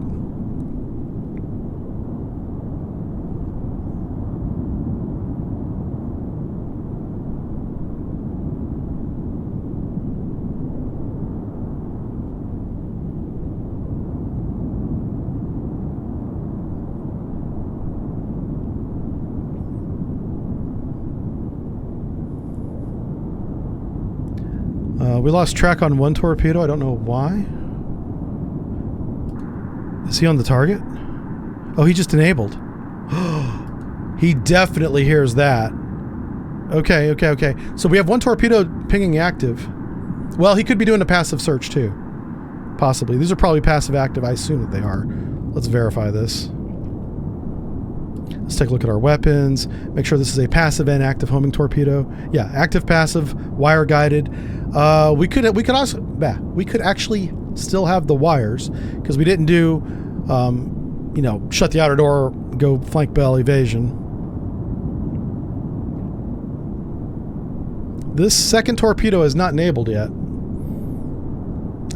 You would think they would enable together. They should have. I don't know why.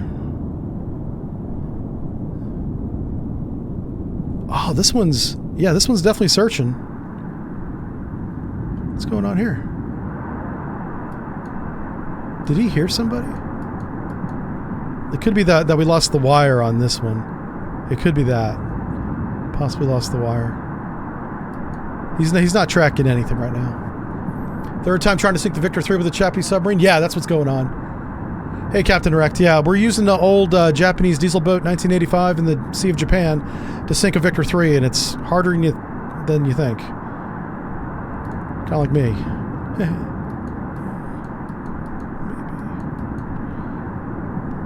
This is my jam right here, man. I could do this all day long.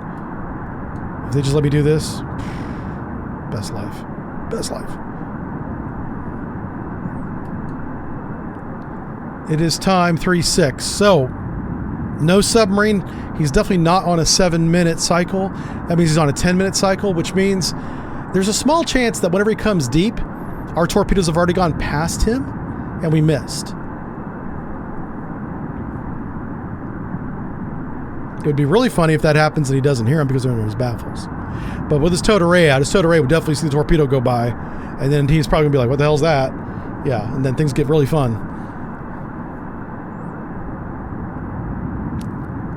You know what? We're off the bearing.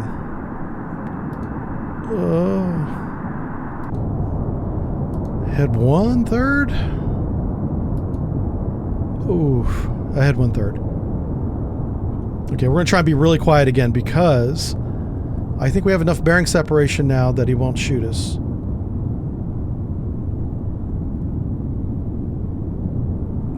This sucks. All right, he should come back down below the layer in 2 minutes.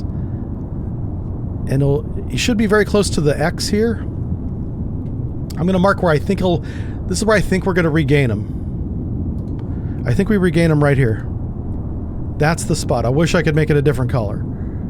So I need him to be at that X in 90 seconds. And I bet you he comes down below the layer, right in front of our 2 torpedoes, and gets blown to Kingdom Come. Kind of like me in Thailand.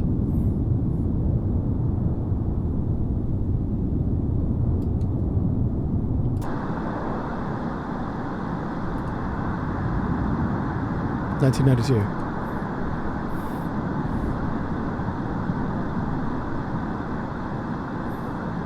Okay, it's 10:38. He's got 1 minute. If he sticks to his schedule, he's got 1 minute. That one torpedo is really going off on his own. All right. I don't know whose active that is. Someone's active. Someone's active.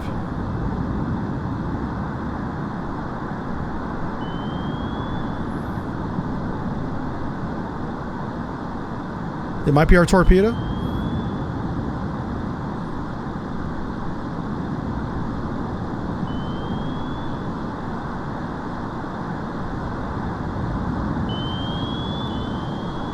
All right.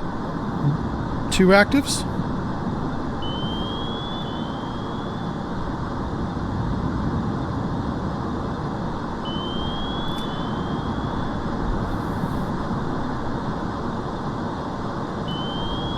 Put this up here where you guys can see it.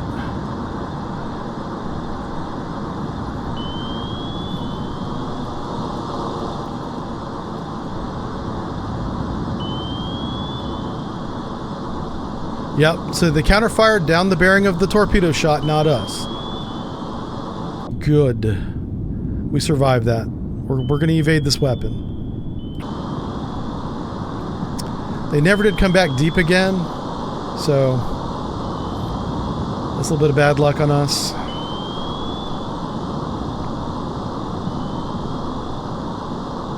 Come on.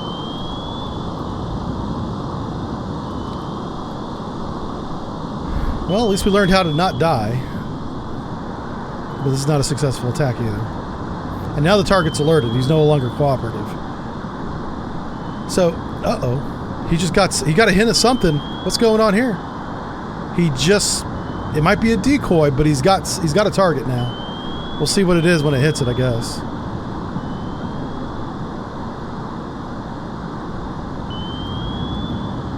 Oh, my word.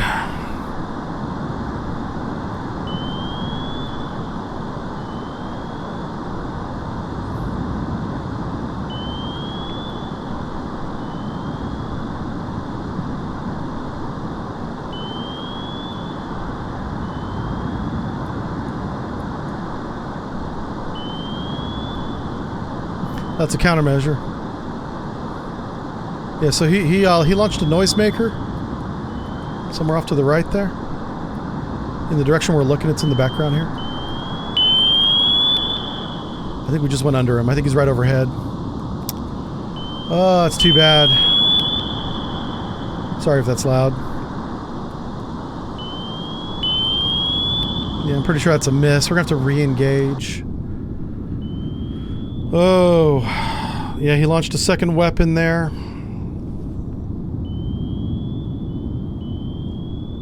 So we're gonna have to wait till we regain track to see what we're gonna do next. All right. Oh, he's evading to the south. Excellent. He's evading away from us. This is gonna buy us time. This torpedo's actually tracking him. They both are now. Oh my God. Are you serious? He evaded deep like a knucklehead. All he had to do was stay shallow. He would have been fine. Are you kidding me? We just got lucky. We just got lucky. Yep. Son of a gun. So we're looking at the torpedo. It's hard to see.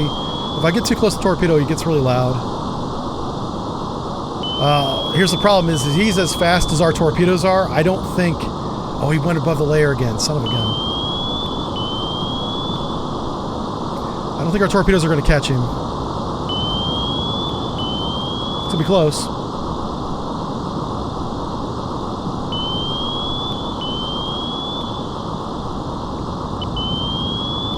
It's going to be really close.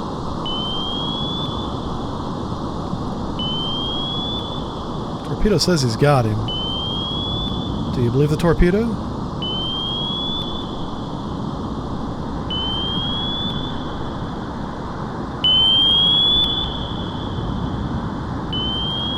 That's crazy. The torpedoes did not follow him back above the layer. Yeah, once the torpedoes have track, they should follow him everywhere, but they didn't. That's too bad. So now that he's in evasion, he should not hear our fire. So what I'm going to do is I'm going to re-engage, because once you have the attack, you keep pressing the attack, by the way. Search depth shallow. Salvo of 2, engage with this. Salvo 2. Right to here. We're going to do 2.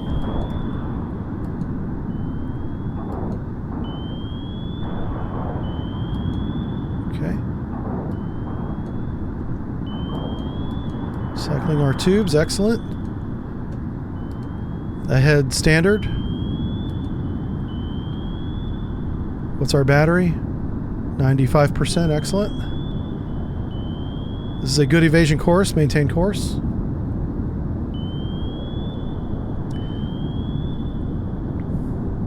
What's our reload time on these? 15 minutes, okay. So now at this point, we just want to keep pushing him away.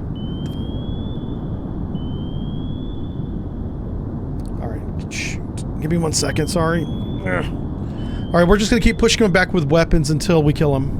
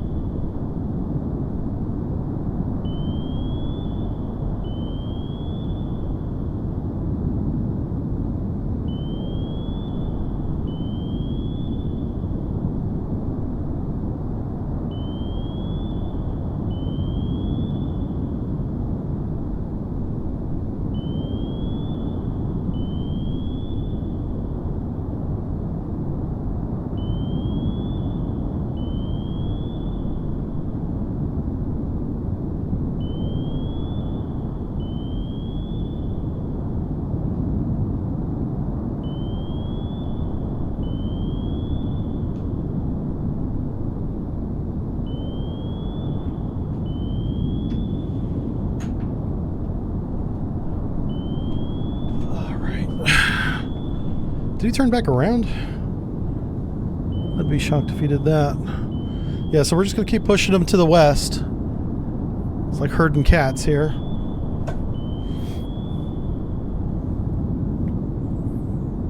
Yeah, he's counterfiring again. We need to mark those ranges, by the way. We know he's approximately here. So he's doing 4 nautical mile UGMT shots. UMGT shots. These are rocket-propelled grenades in that they're launched and rocketed out of the water, fly for 4 miles and drop, and does a circle. So we want to stay the hell away from 4 nautical miles around him. We want to be well inside that or well outside that, but don't be anywhere near 4 nautical miles around the target.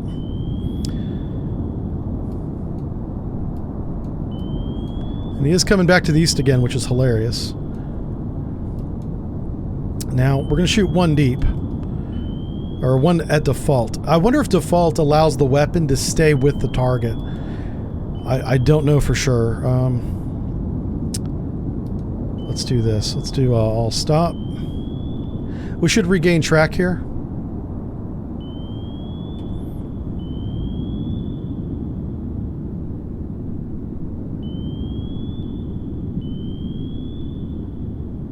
I'm surprised that he's coming back at us. It's 20 knots.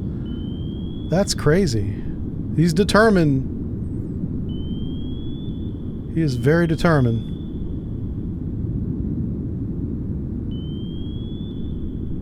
I need to get off the bearing of my weapons. If he wants to keep coming east, though, we can take advantage of that. He probably has, like, orders to be at a certain point at a certain time, and it's east of our position. That's good for us. That's really good.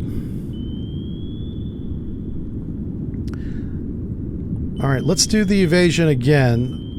Back down to the south. Let's do it this way. Head standard. He's alerted. Head 2/3. I'm going to leave the search depth default this time and see if that allows the torpedo to search across the layer. Maybe it does. I'm not sure. This is us right now. Changing course back down to the southeast. I want to get back on his track now that I know that he has to go east for whatever reason. We're going to use that against him. I'm going to get east of his position and lob torpedoes until he either violates orders, runs out of noisemakers, or I sink him. Either way, that's going to be a win. Let's see. The chair knows all. Yeah. I got to take care of my dog today, so sorry about that. Dog has priority over streaming. We do have the doggy cam and everything set up now too, so we're gonna give that a shot. He's destroyed his bed already and made a mess of the studio. I'm so mad that he did that. Very destructive dog.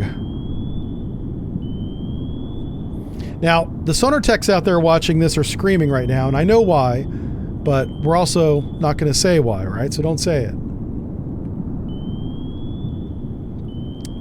We're not making a training video. We're playing a video game, having fun. Yes, we're making a mistake right now, and it's okay.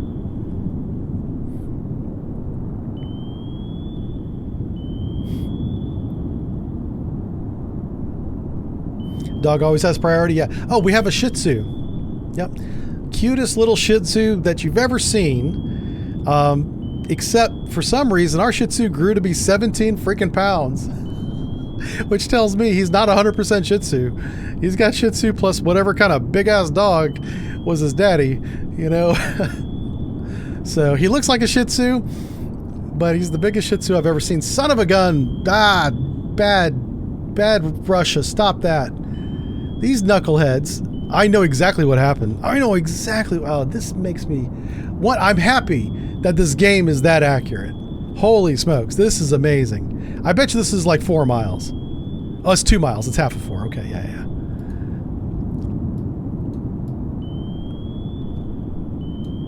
Clearly we can't go to the south because they're doing to us what we're doing to them, which is like, that's kind of great.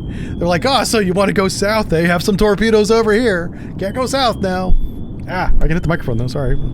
That's what a depth charge sounds like. I just simulated a depth charge to everybody with headphones on. He's like, ah. Oh, son of a gun. So he kind of knows where we are. That sucks. I may not be able to get this guy. I'm going to head back up to the north. Well, we can't go that way. We got to keep going this way. Yeah. We don't have the speed to go back to the west, and it's a bad idea. Where the hell is he now?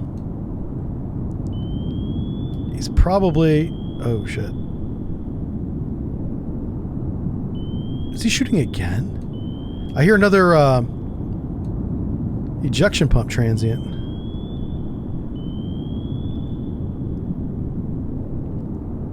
That torpedo's making me nervous. That torpedo does not have us, but we're pretty close to being had, so maybe we kind of go a little bit away from it. This torpedo right here. Matter of fact, I think we're going to go above the layer. Yeah. That torpedo's deep. We're going to go shallow. I don't want to be on the same side of the layer as that torpedo.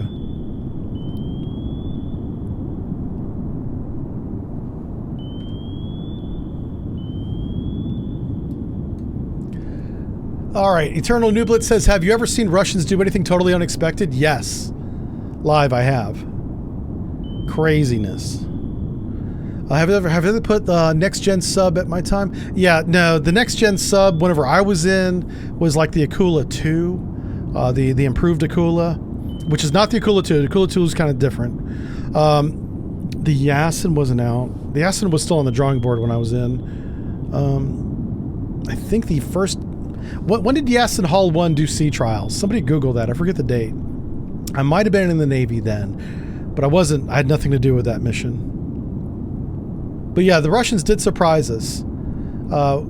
Here's the thing with whenever the Russians were the Soviets, they were very procedural, which means they were pattern oriented to a fault, and we took advantage of that. Whenever the Soviet Union collapsed at the end of 1992, beginning in 1993, it was kind of chaos, and they began, for whatever reason, I don't even want to speculate, but they began being very loose with their procedures and their tactics and their maneuvers, almost random, which made it more difficult. We didn't have that expectation. We didn't have that, we know what they're going to do because this is how they always do it. We had lost that.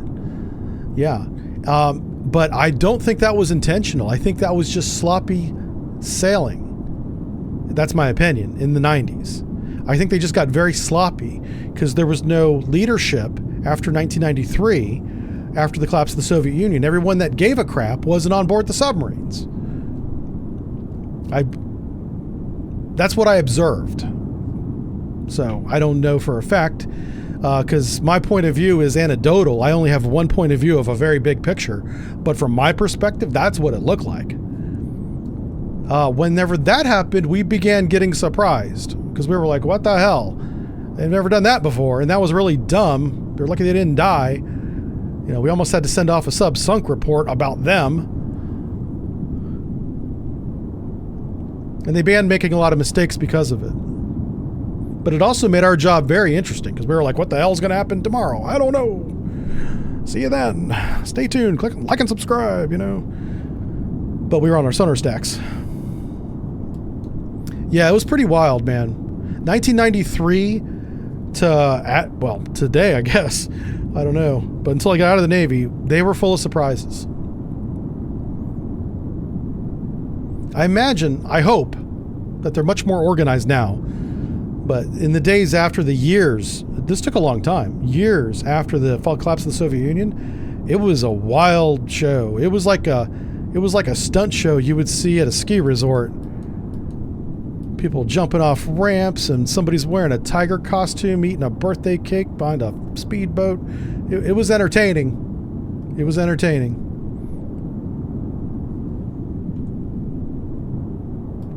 All right, right now we got nobody. Holy crap, this torpedo's doing something. What you doing, buddy? There shouldn't be a submarine here, but there might be. Yeah, he's just doing a circle. Okay, that's fine. All right, what are we doing? We're doing 5 knots. We should have these chuckleheads, but we're above the... Apparently this layer is very strong. Very strong layer. So the next tactic I'm going to do, I'm going to shoot 1 shallow, 1 deep. Only because I'm beginning to get concerned about our inventory. We're down to 12 torpedoes. We've missed 6 times. 6 times? 4 times. Yeah, only 4 times.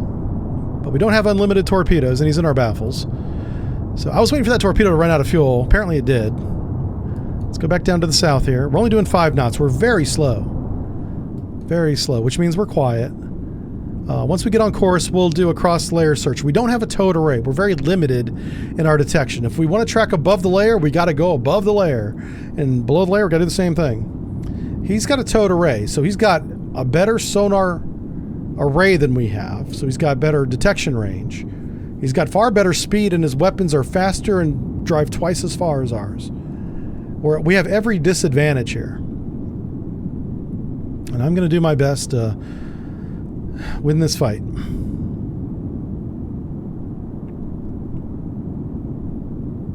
That tactic almost worked. Yeah, it almost worked. So, but now that I know his schedule is 10 and 10. Let's hope that he gets back to that. Our torpedoes, what are they doing? Oh, they're just doing circles. Okay. They don't have anything. If he goes back to 10 and 10, we'll have an idea of when he's going to go below the layer, and I can have the torpedoes positioned a little bit better. It's really hard to guess that and get it right. Because if you shoot too late, the torpedoes will be past the target whenever he comes across the layer. And then you have no chance. You have to be in front of the target. Have the target be in front of the torpedo for it to see it. Yeah.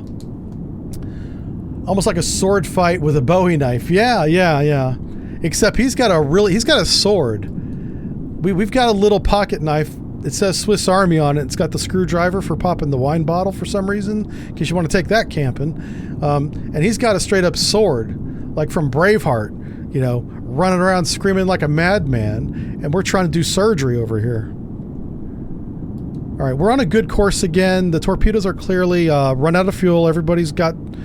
the torpedoes are doing their thing. Let's go below the layer and see if we can regain contact.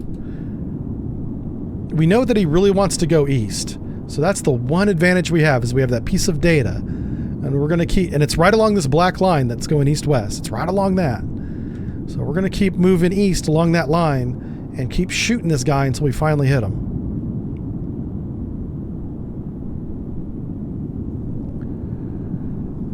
You got censored by a loud bang. Very sorry. Yeah. 1997 was the best year. I tell you what, the boat I was on in 1997 was one of my favorite boats. We had the best sonar team for sure. I mean, we won a lot of awards. Well, the whole weapons department won the award, and then the ship gets the award because the whole crew works together. But I'm very proud of 96, 97, 98, 99. We didn't win it every year, but man, we won a lot of awards in like a 5-year span. And it's a squadron of like 8 boats. Yeah, so we got 7 other boats going, why do they keep getting the awards? And then like, well, they got the best sonarman, motherfucker. That's what I said. That's what my evaluation said too. I got a promotion. Yeah. Anyway. Let's see. Bane's here. How's it going, Bane? He says he knows how there's a sub out there shooting at him, though. That's true. He's alerted now, which means he may not stick to that 10 and 10 schedule. Yeah. He does have to move east. He does know that. Or that's how he's been behaving, because after he evaded our first shot, he went right back to the east at 20 knots. So that's on him. So we are on depth, I think. Yeah, we are on depth. We're below the layer. 5 knots. We should have regained contact. Let's close the line of death, the line of advance. And we'll give this 5 minutes. We'll do some time compression here and see if we regain anything. If this doesn't work, we'll do a depth excursion. There he is. Almost like I knew somehow. All right, let's do this dance again, Mr. Chuckleface. This time I'm evading south. Mark the time. That was definitely time 1.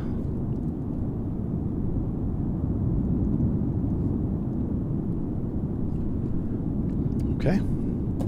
He just came deep. I expect that he will go shallow in 10 minutes. And if he does, we'll shoot.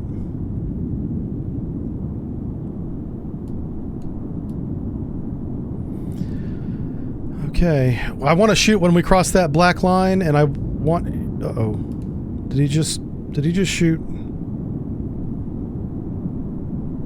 He's doing 20 knots again, and he's not going east. We're in the shadow zone. He's deep.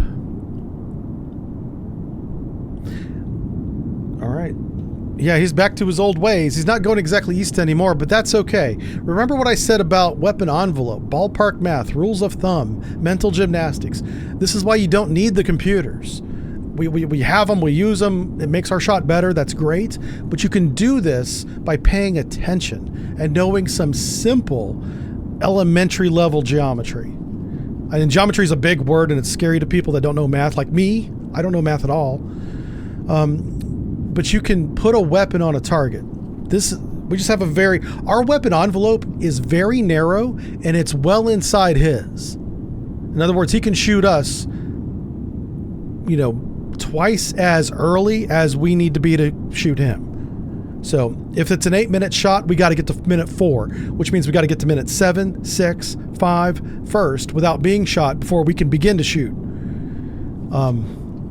That's literally the situation we're in. But this tactic, I'm going to shoot deep, I'm going to shoot shallow, and I'm going to shoot default. We're going to shoot 3 weapons at him, and we're going to watch how the default one, which I'm going to shoot last, so it'll be the 3rd one in line, to see how that one behaves. We would have had a hit, I think, on our very first shot if our torpedoes had crossed the layer and followed him. I don't know if they did that because I told them to search deep. That should not be the case, but maybe that puts a depth limitation on the weapon, and if it does, that needs to be in the rules somewhere, because that's not how that works. Your search and your terminal or attack are 2 different rules.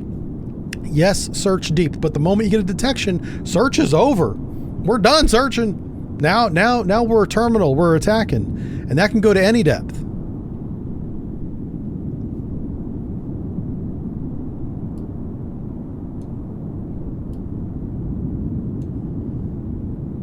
How's that look? Is that pretty good?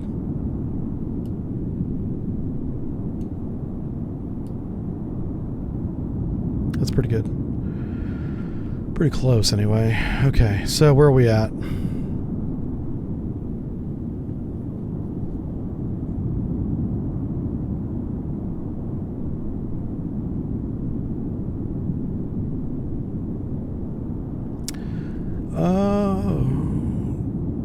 You know what we might be able to do? What time is it? Damn it, he's right in the middle of that pattern. I'm going to try something a little bit different because I'm concerned about the range. We're going to do this. 5 knots, batteries at 93%. Come above the layer. His shadow zone is above the layer, not below it. I'm going to get into his shadow zone so he can't see me. I'm going to shoot him. I'm going to shoot shallow. First shot, tube 1, search depth, shallow, above the layer.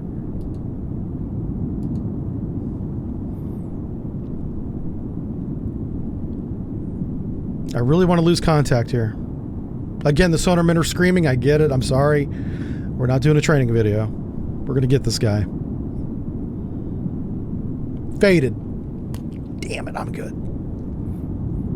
Firing point procedures. 1 weapon. Shoot.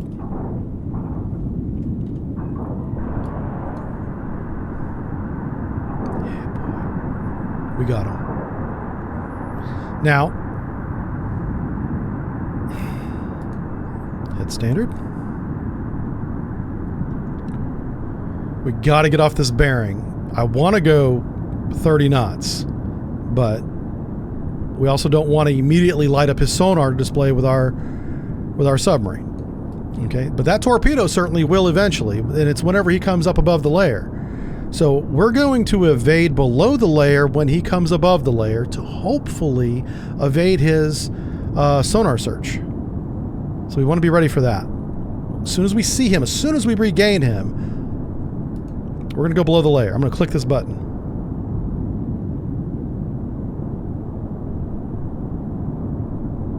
Not happy with this course either. Oh shit, and we're right at the 4-mile mark.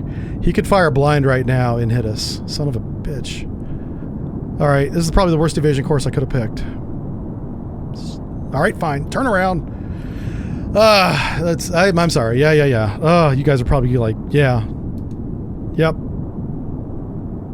I can't increase speed. I'd love to go to 10 knots, please, game, but it won't let me. I have 8 knots and I have 15 knots, and I can't seem to pick between. If I right-click on the speed, can I type it in? Nope. Fine. That's kind of frustrating because it's very common to give the helm an order, you know, make turn, you know, ahead standard, make turns for 6 knots in this case with this power plant. That would be a... Fuck. Is that a torpedo? What did we just catch? Oh, that's that fisherman. Okay, I'm not too worried about him. Not too worried about him. I really want to get turned around to the north. He's in our baffles right now. If he comes above the layer, we wouldn't know it. But I don't expect to see him for another 15 seconds. I'm hoping we can swing the bow around enough in the next 15 seconds here that he's not going to be in our baffles when he changes depth.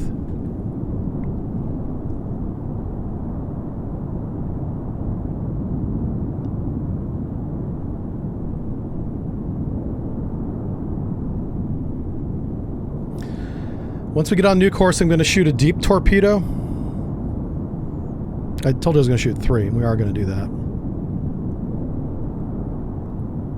He just shot. All right.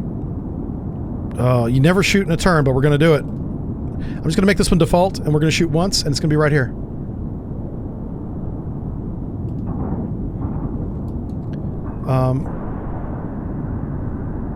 Son of a bitch. We need to get away from him, so let's head back to the north. He's out of our baffles. We don't have contact. He's still deep, but he did shoot. So he's shooting on the bearing of our Type 80 torpedo. His weapon is going to splash.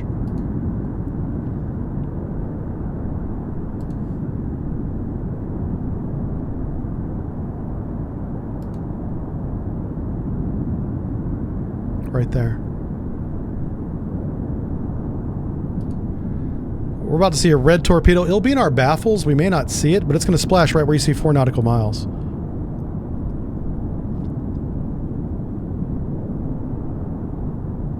Wow, this torpedo's tracking. What are you doing, buddy? What you got? He found something. Alright, so we want to get the hell away from this X on my screen where my little cursor's at. I don't want to go any faster, though. If I go faster and I get detected, he can update his fire control solution and shoot me more accurately. I'm trying to prevent that. I don't think he has us. He's guessing. But unfortunately, I drove the ship into a bad position to where his guess was pretty damn accurate.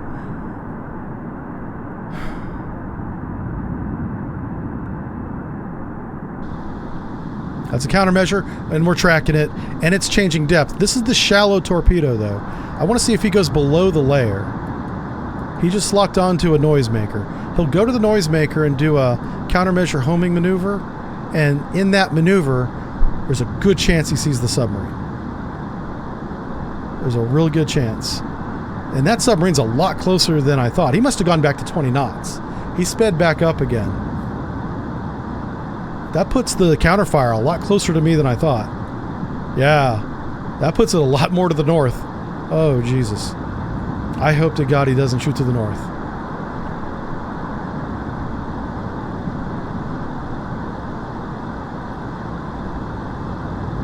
The countermeasure's to the right. I wish we could see it, but I don't see it.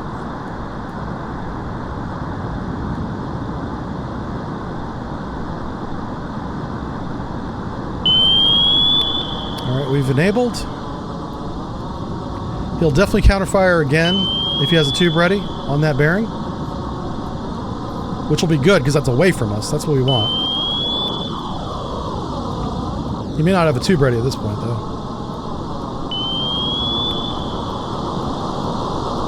Sorry, I'm trying to get away from the noisemaker. It's so loud. You can hear his engine. He just kicked it into high gear. He's to our right. I think the torpedo just went past him. He's deep. That's us. All right. We're going to head to the east again, and we're going to slow down. After we get on course, we're going to slow down. I want to maintain 8 knots until we get to the right speed. Also, where is my battery? Where our battery's at 92%. Plenty of battery.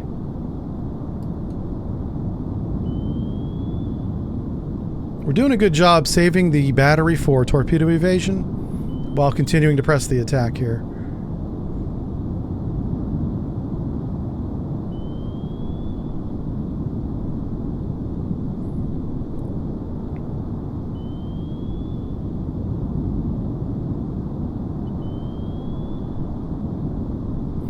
So I think we're going to have to get inside that 4-mile circle. You basically want to run through the 4-mile circle. So like once you get like 5 miles away, 8 knots, down to 4 miles, 5 knots, close within 3 miles, dead stop, or 3 knots. Enough to keep the nose pointed in the right direction. And then shoot again. I don't want to shoot him from 3 miles because we're going to die.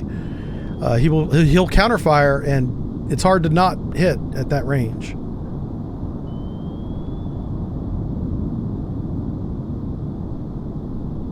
The only way that's going to work is if he doesn't hear us initially fire.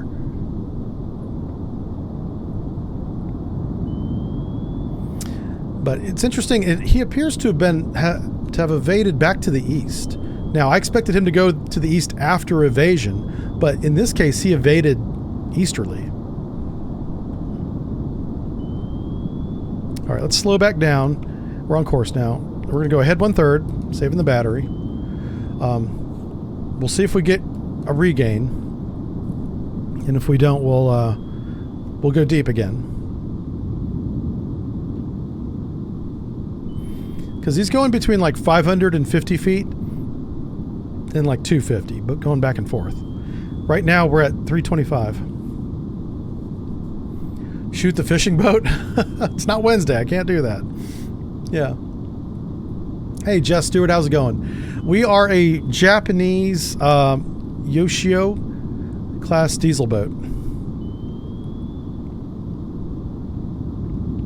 And we're fighting a Victor 3, and he's kicking our butt.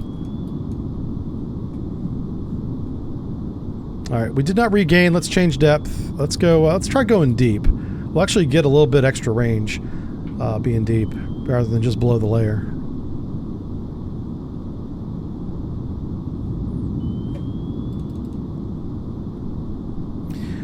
You know what I don't hear either is I don't hear any counterfire on that second shot. Something just popped up. Yeah, so this Test 71, I think he fired down the line of bearing of the torpedo, I think. So that's going to have an 8 nautical mile range in that direction. So what we want to do is move this to here and kind of look at his direction and put this at 8 nautical miles, which is right. Oh, fuck. Hold on a second.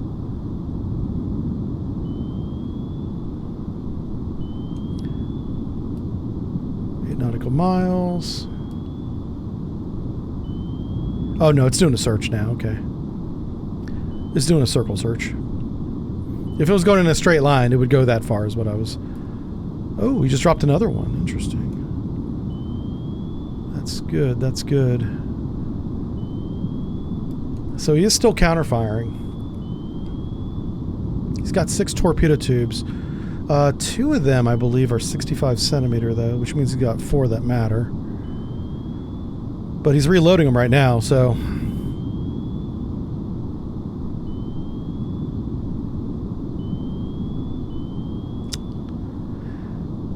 Yeah, I think his position is right about roughly here, and I think he's still going... I think he's still going to the east. We need to clean up the map a little bit.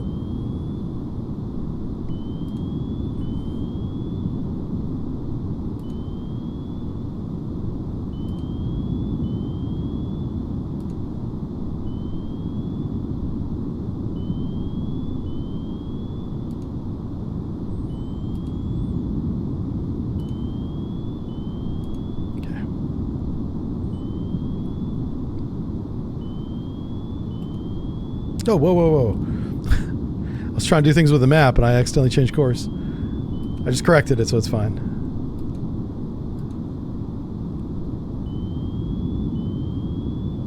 I love the little audio cues. Those are really good. Like, you can hear him doing things.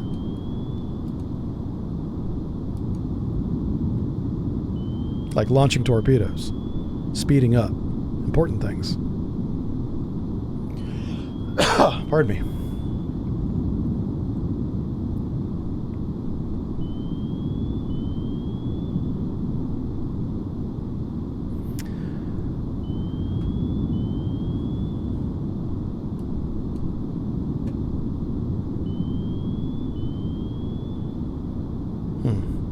All right, let's do a baffle clear.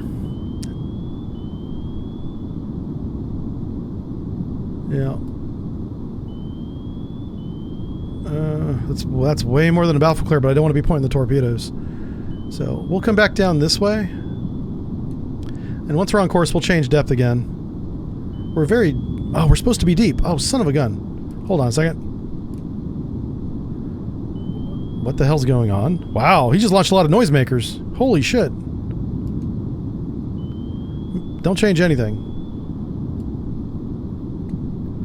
Steady as she goes. What just happened? Did that torpedo hit him? No way. I think it ran out of fuel.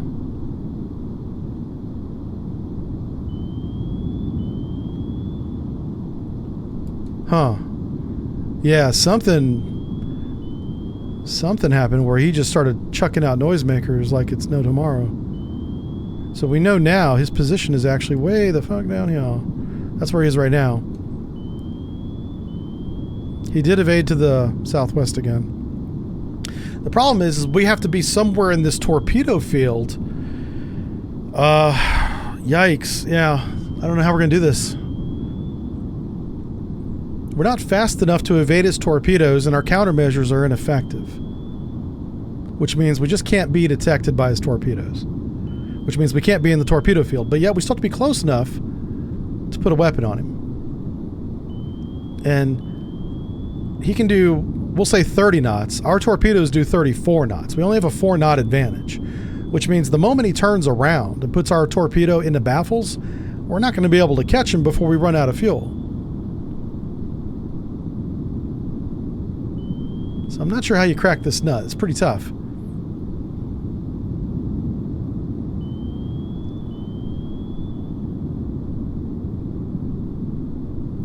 This is a tough one.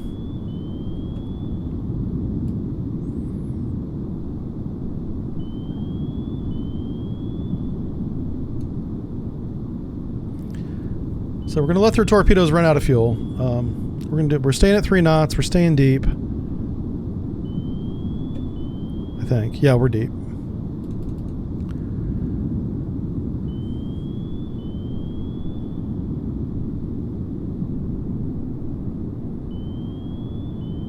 He did counterfire with some tube launch torpedoes. You see these? You see how they're heading east by northeast?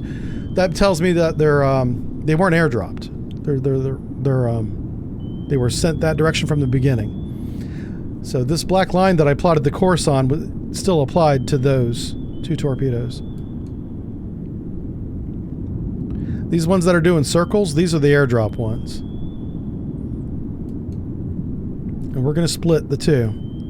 And hopefully we get a regain of him at some point. We're going slow. He shouldn't see us. We should see him before he sees us. We're below the layer. He's probably above it. If we don't see him in 10 minutes, we'll go shallow.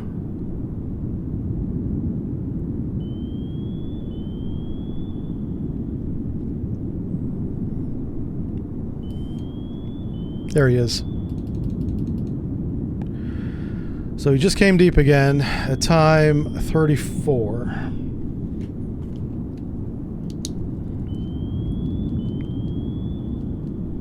Time 34 deep. Course right at us. Literally right at us. All right, let's get some plots down on him. Let's put this at 4 nautical miles. That's the no-go zone. We want to stay. We're already so far outside that.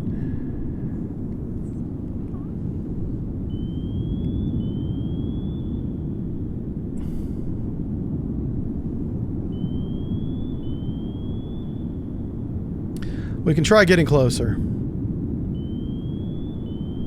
Maybe that's what we do. He's doing 20 knots again, isn't he? It said 8 knots. Alright, so his search, he goes 20 to 8 and back to 20.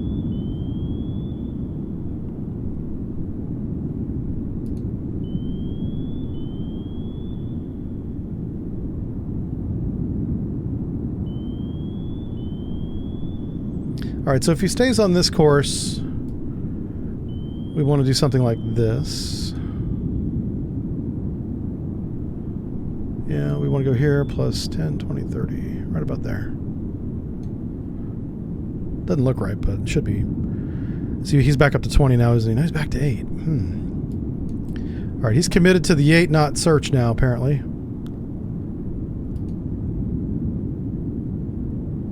Yeah, if he's not going to speed back up, let's just keep going. Let's get in the shadow zone above the layer, and we're going to stay 3 knots. I'm going to try and get inside 4 nautical miles, and we're going to shoot, and then we're going to haul ass the best we can.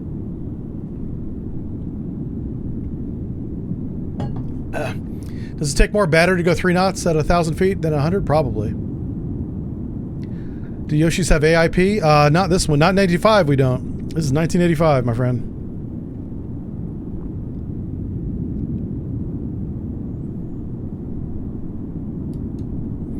Alright, we went above the layer. We regained the fishing fleet that's to our west, as expected.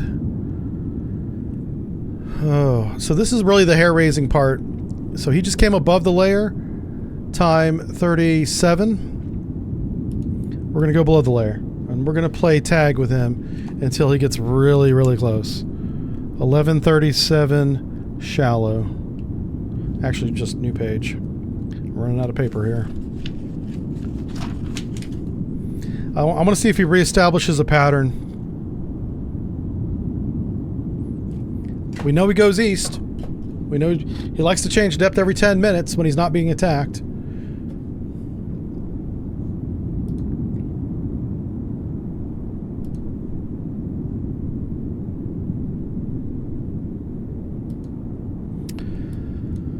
Alright, yeah, just trying to clean things up a little bit. We can get rid of this one, I guess.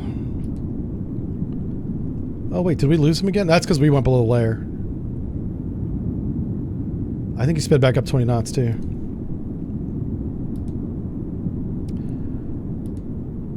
No, he's still at 8, it says. Okay, so 8 knots is his new normal. That makes our job a little bit harder. Because he can see a lot farther at 8 knots than he can at 20. Oh boy, yeah, getting through that 4 nautical mile border is gonna suck. I don't know. We're gonna just try it. We're gonna stay on this course. We're gonna wait till he's within 3.5 to 3. We're gonna shoot shallow and deep and default, 3 weapons, and then hope for the best. Oh well, you know. I almost want to evade towards him just to stay inside 4 nautical miles.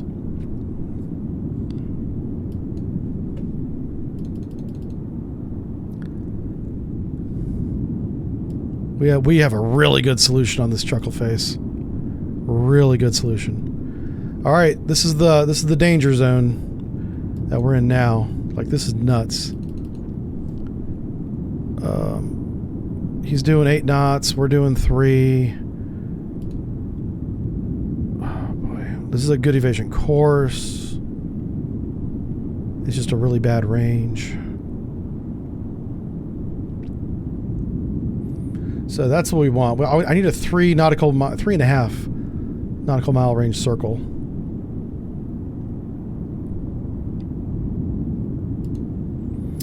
From us to him. So I want to shoot him when he's on that black line right there at the cross.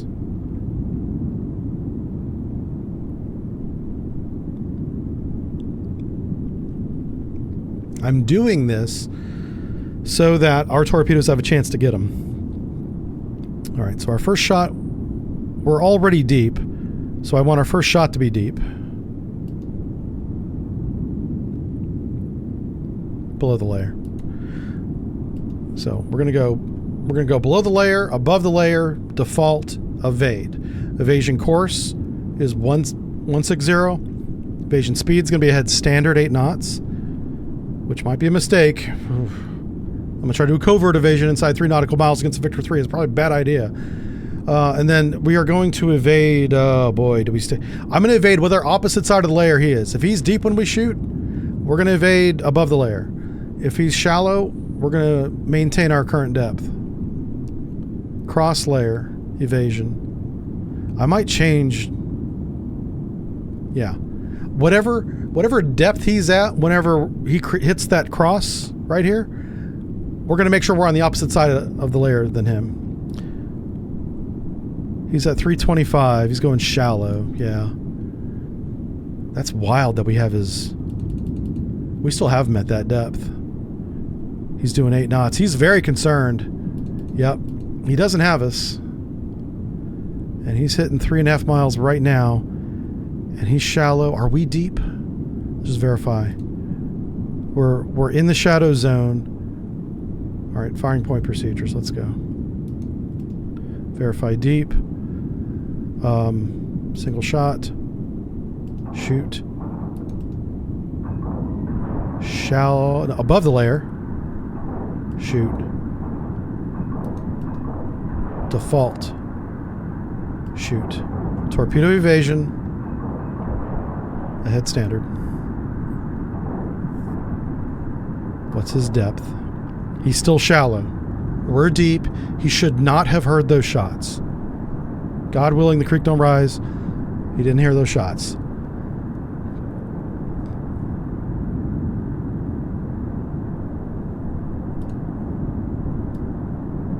Doing some tweaking to the evasion course to stay the hell away from that 4 nautical mile range. Come on, man. There we go. We want to stay away from this black line.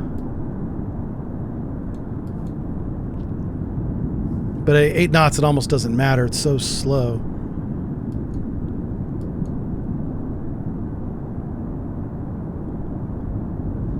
All right, so we have deep, we have shallow, and we have in the middle. Shots look good. He's not counter-firing. We're listening down his bearing now. This is us. Sorry, it's dark.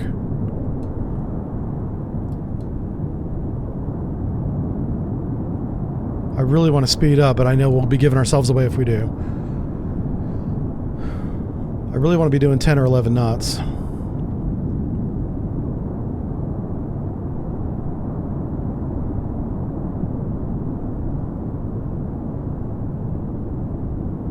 Our torpedoes are closing them.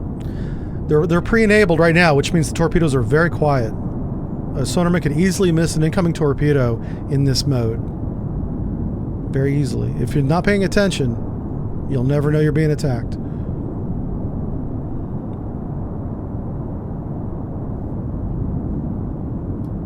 He went shallow again, or he's maintaining shallow depth.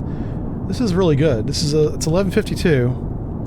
If we extrapolate that out, he'll come deep at 11:57 is what we expect. So he's going to stay shallow for a while our torpedoes close on him, probably undetected. And that 4 nautical mile line is getting farther and farther away. I kind of like this. This is good. He doesn't know he's shot. He's not counter-firing, and we're nowhere near his counter-fire drop zone.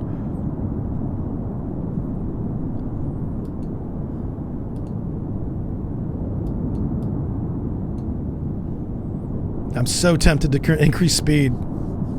Yeah, it's very tempting.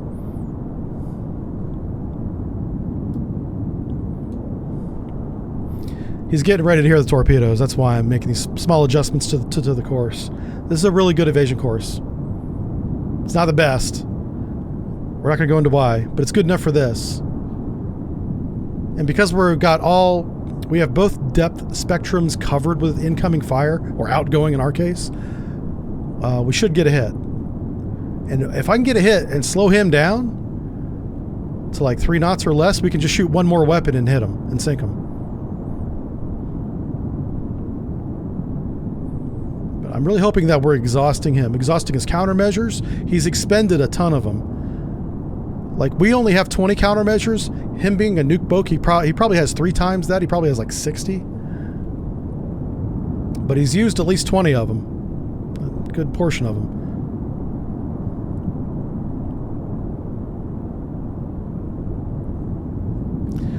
These torps do have active and passive homing. What they'll do is, once they get to their enable point, they do passive homing, and then these are set to go active at the enable point.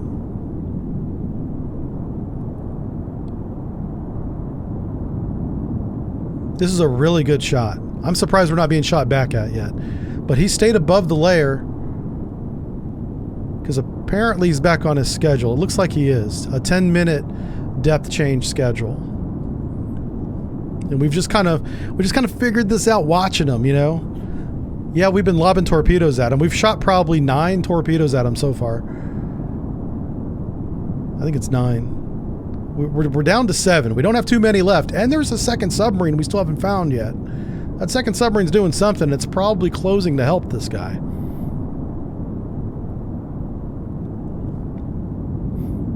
I'm sorry you can't see much. That's our sub, if you can make it out. That's us. Well, what we're really watching is this map up here. That's really what we're watching. Now, those torpedoes should enable right now. They might be too far away for us to hear them. All right, let's see what it says.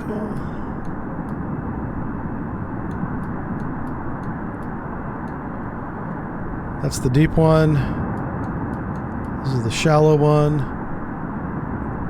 Oh, actually, this is the default one, and that's the shallow one up there. All right, he's launching countermeasures now. He is much farther away than I expected. What the hell? Did he turn back to the west before we fired? His counterfire is going to be crap, so that's okay. If he goes shallow, we're going to probably sink him.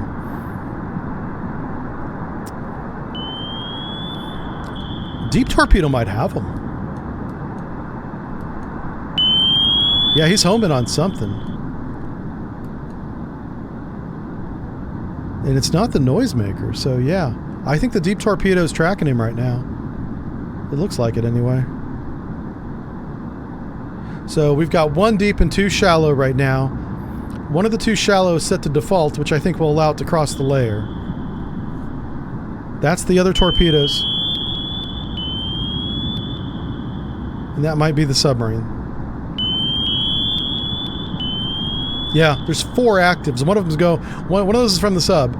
But it's funny that they all sound the same. Oh, that's him.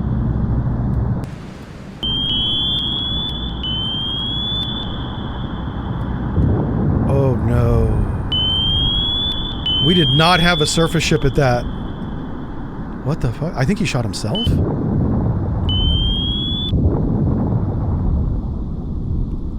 I'm not convinced that was a submarine. Unless he went to the surface. That's not good. Uh-oh. All 3 of our torpedoes hit something. We're still in torpedo evasion because he probably counterfired down the line of the incoming. We got him. Holy shit, we sunk him. Are you kidding me? We got the full. Well, we did it. That was a hard fight. That was a good fight.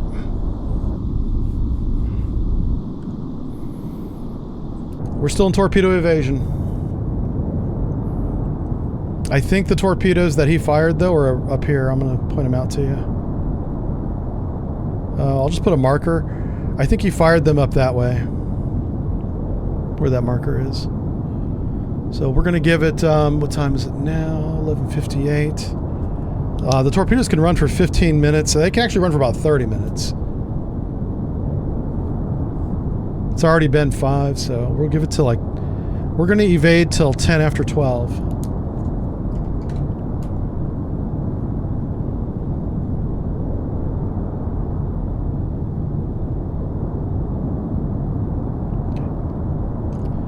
right, we're gonna do a doggo update. I'll be right back as we continue our evasion to the south in real time. Yeah. Sorry, I gotta keep checking on my doggo. Make sure he's okay. He's probably tearing the house apart.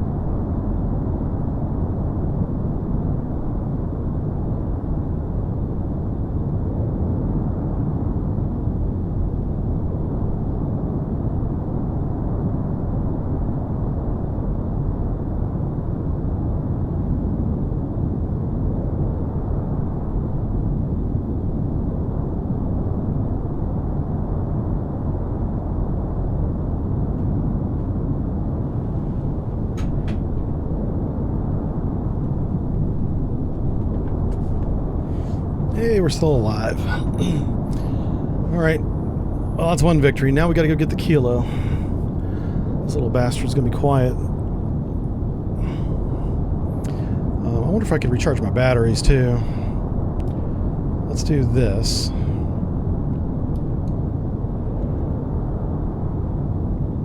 Let's come up to periscope depth.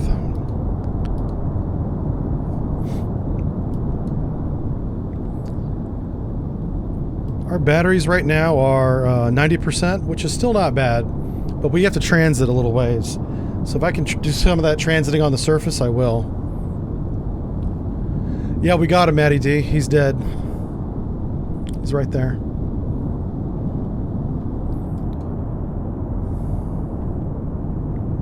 We'll go up, we'll take a look around, see if there's anybody out there. Make sure that, what you want to be looking for is Snoop Tray. That's the radar the Kilo has. You got Snoop Tray hit, you don't surface. Matter of fact, you probably want to shoot on that bearing. If I can catch the Kilo snorkeling, I will shoot a harpoon at it. Because he cannot dive from a snorkel position quickly. He can do it, but it's not quick. And I think I can get a harpoon on him before he dives. It'll only take one. You don't need to fire 2 harpoons at a Kilo on the surface. You will blow that thing apart.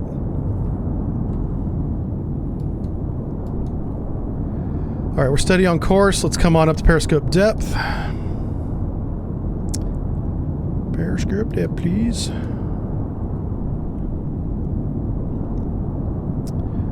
We're watching our speed very carefully as we come up.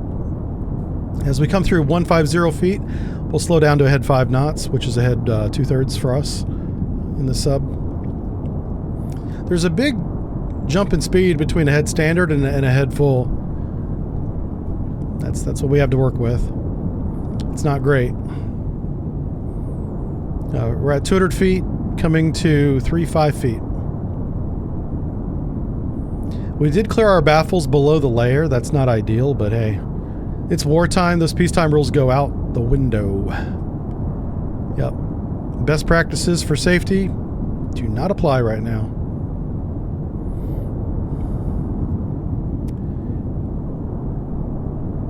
It'd be a Russian... Yeah, it'd be hilarious if the Russian torpedo hit me while I was gone. Yeah. You guys are mean. Hey. Listen, I wish we had animals on subs like we used to. They used to be able to have a ship dog or a sub, you know, whatever. I don't know about a cat because people can be allergic to cats. I've never heard of anyone being allergic to a dog, you know. The cat allergy is very real. I know somebody that has that, and it's not fun when, yeah. They like can't ride in our car, or, you know, they can't come over to our house, you know. We have to go to their house. right, we're passing. Oh shoot! I was looking at the course, thinking it was our depth. Whoops! Because I'm disqualified helm. All right, ahead 1/3. Now this ascent should be really controlled by the ballast, but hey, speed helps. All right, we're up here at periscope depth now. We're going to go ahead and raise the ESM antenna and periscope. Ooh, what are we doing? Sensors. Can I do that from here? I can. Okay, here we go. Periscope. ESM. We're looking for Snoop Tray. Periscope's up. ESM mast is up. Do we have any hits? No visual and no ESM contacts.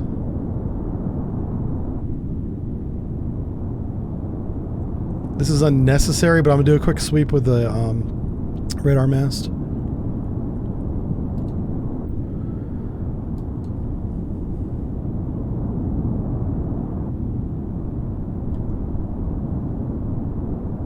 Okay, radar's up. We'll give it, you would normally only do like one sweep, but I don't have that kind of feedback from the game, so I'm not sure when the sweep begins and when it ends. I just want to make sure we get a sweep out there. We have the world's worst radar, apparently. Should be a beeps, what, 14? 15? The older one. Alright, let's secure that radar. Stop giving ourselves away. I'm just curious as to what kind of radar they put on this thing. The Zeeps 6, okay. 20 nautical miles, it says. That's funny. This thing is within 20 nautical miles and we didn't get it. A return. Let's see if these boats want to identify themselves or not. Oh, those are just noises. Oh, crap. Okay, you know what's weird is whenever you snorkel, you want to be on the surface because you'll actually make less noise. Yeah. You'll be more susceptible to radar. That's the bad part. But we're going to go to... Let's go ahead and surface. And then we're going to snorkel. Well, it won't be snorkeling because you're on the surface, but, yeah. You know what I mean. Charging the batteries. Also replenishing the air, too. People think of snorkeling as recharging batteries because that's the primary purpose. It also recyclates. I'm making my own words up. It recycles... No, it refreshes. It replaces the air that's inside the submarine. All right, let's go ahead, head full. There we go. Yeah, it's okay to cavitate. We're snorkeling, so it doesn't matter.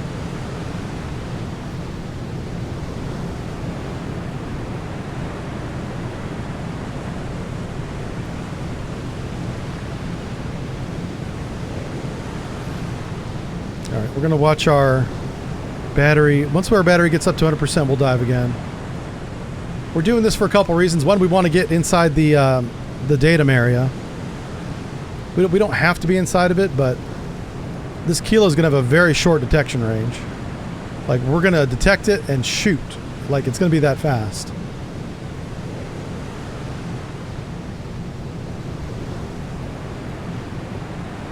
All right, we'll watch this for a little bit while we regenerate. So we're doing a little bit of transiting, a little bit of refreshing the battery in the air. Everybody's happy because they can breathe again.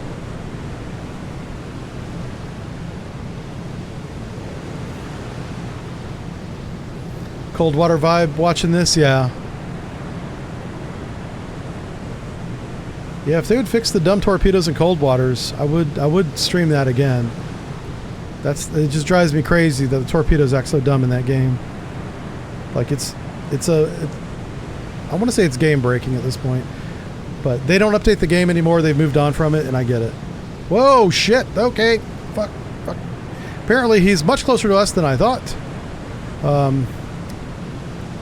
First of all, dive very deep.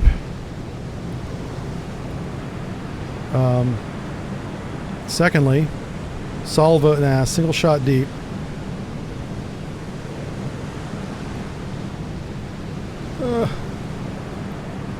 Noise maker. Oh, fuck. Don't rip our periscopes off. Lower mast and antennas. Come on, Jay the Watch. Come on, buddy. Deep, deep, deep. Go, go, go. No, no, no.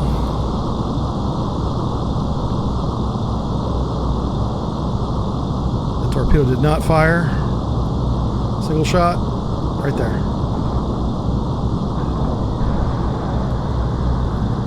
This will give him something to think about while we try to not die.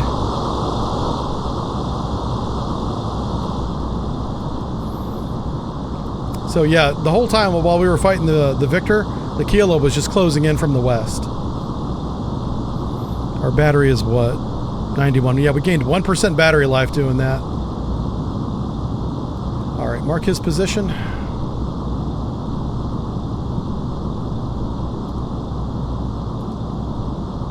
1 nautical mile. 4 nautical miles. Evasion. I have no idea what direction he's going. I assume it's to the south. It's going to be away from our torpedo shot anyway.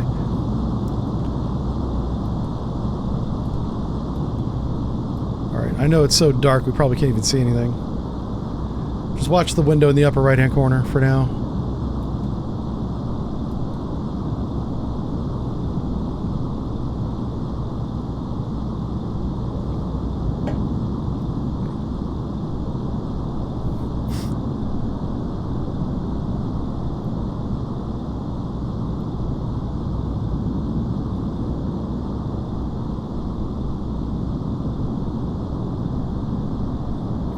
Our flank bell's 20 knots. I don't know if that's going to be enough, but we'll see.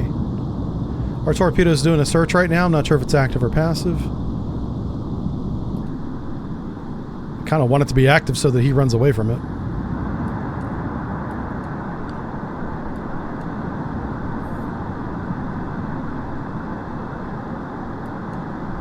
It's definitely a passive search. Looking for a target.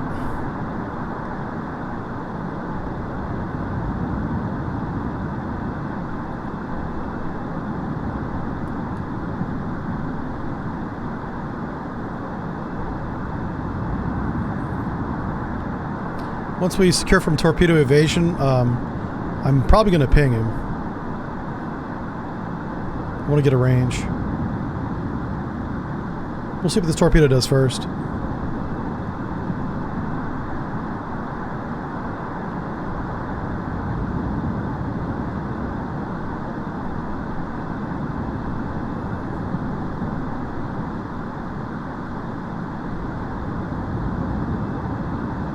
Countermeasure to the left. Yeah, somewhere over here is a countermeasure. I think that's the first one he dropped. So we're in the vicinity of him right now. He's probably deep. This torpedo is at 281 feet. It's above the layer. So he probably evaded below the layer. As did we. We're well below the layer. Alright, let's secure evasion. Head 1/3.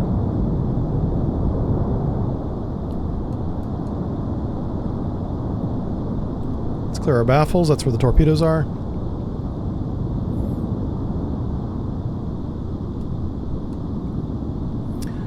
I'm sorry, you guys are basically looking at a black screen. I'll just leave the map up for now.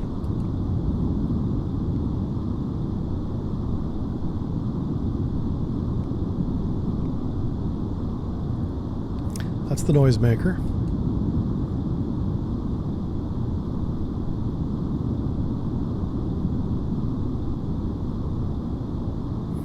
Do we have a depth of the noisemaker? No. No, we don't. Alright, we're at a head 1/3. We're very deep. We have no target. Well, this is not surprising because he's so quiet. Let's clean up the map a little bit because we're going to refocus on this guy now.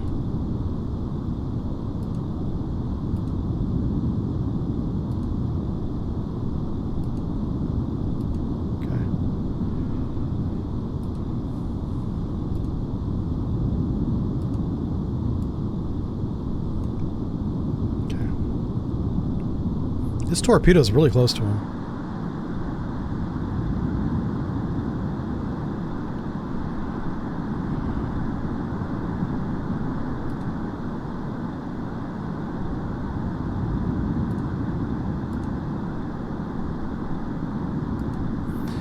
Our detection range is so short. This is going to be a knife fight.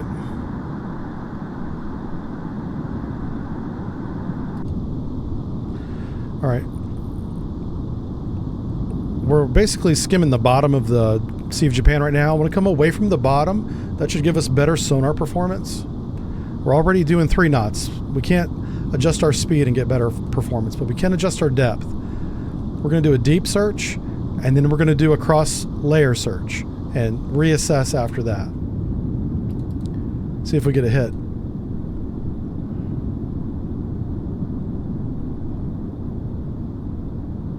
That torpedo's pretty damn close. Holy cow. Wow. Yeah, we just barely evaded that.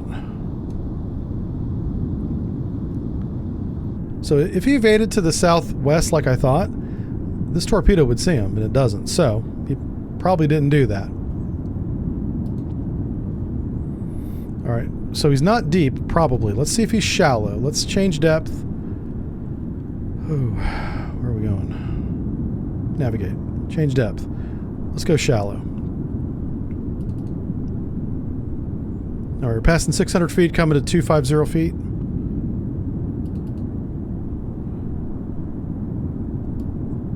This will become brighter as we get shallow here.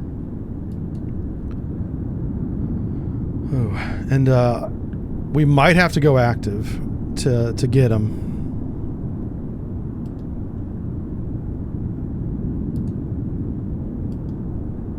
Okay.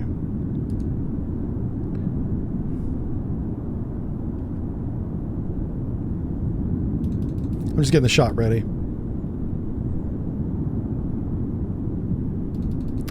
All right, so we're shallow now. Time 24. No contact. Deep or shallow. So 12:24. It's been 15 minutes since initial detection, which was him shooting at us, basically. We probably have better battery performance than him because he's been transiting this whole time. So he's definitely under 90% battery at this point, which is going to limit his evasion ability. What we could do, we have 6 weapons. Instead of going active, I could send a weapon shallow and 1 deep to the west and see if we flush him out, and then fire a 3rd weapon on his noisemaker. We could do that. But I've only got 6 weapons left. We don't have a lot. So what I'd rather do than that, let's stay above the layer, but let's go a little bit deeper. Wow, the layer is really shallow now. Okay, so the environment has changed significantly. So the layer was at 200 some feet, just right up here, just 2 hours ago, but now the layer is somewhere around 100 feet. So just to verify, actually, if we do this, can we get it? Will it tell us? Oh no, the layer's 300 feet. Can I get closer to it? Let's see if it'll take me down. The environment did not change. Okay. That's actually good to know. Okay, we're good. So we're going to stay above the layer. We're going to get kind of in the middle. A little bit closer to the layer than we were. So there's this duct between the surface of the ocean and 300 feet that's focusing all the noise and the sound. And even with that advantage, we don't see him. Because he's really quiet. He's a kilo, probably. If this was a Romeo, we would have him. I'm convinced it's a kilo. Romeo's not quiet. I honestly don't think the Romeo ever was quiet. So what we could do is just ping and hope for the best, honestly. All right, let's do a medium frequency active ping to the west and see what happens. There he is. Firing point procedures. Son of a bitch, I don't have a... Oh boy. Single shot on him right now. Torpedo evasion. Head flank.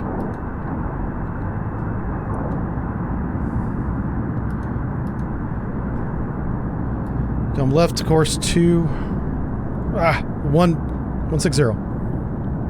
Brain. He was so close. He's already launching countermeasures. He was 2 nautical miles away from us and we did not see him. Which is accurate. I'm not bitching. It's just the way it is.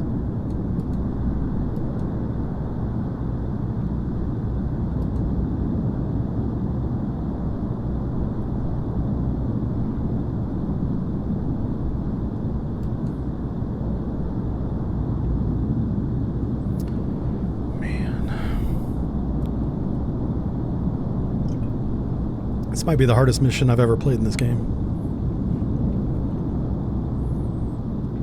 Where's your counterfire at?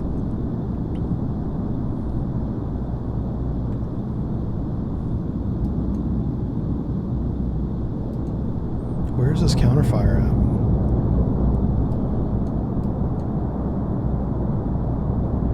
Alright. It's so dark on the screen, we're going to stay with the map.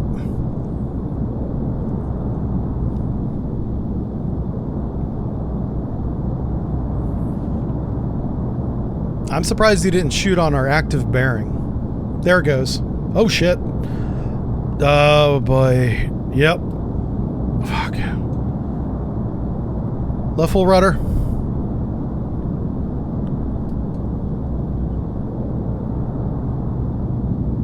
That might get us.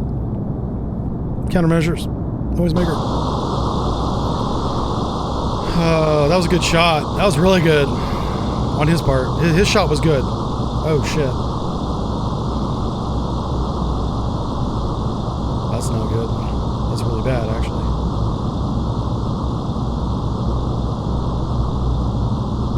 Son of a bitch. We're fucked. He bracketed us, man. He sure did. Well done. Well done.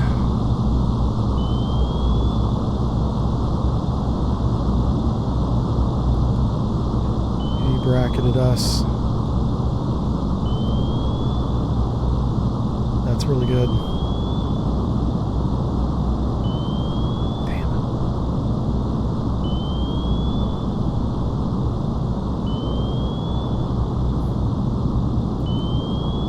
I'm gonna try and buy us some time. I don't think we're gonna evade.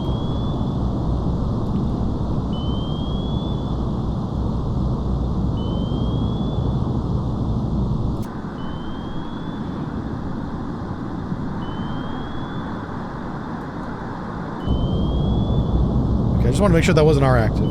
It's not. This might be a hit.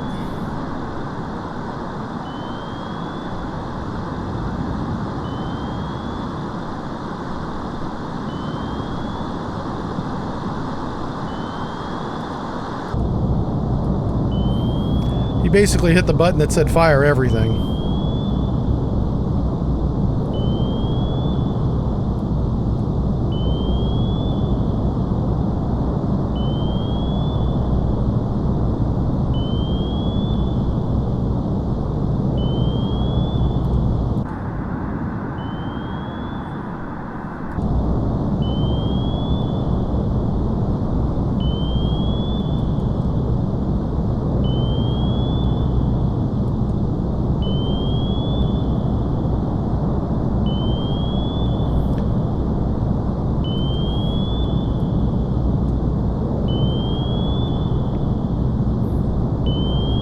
We're gonna have to split the torpedoes at some point, but we can't do it at this range.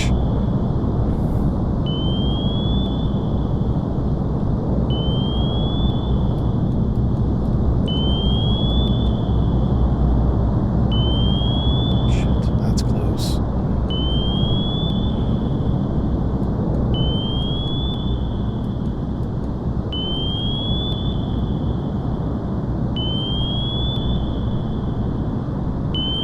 We're trying to outrun them right now.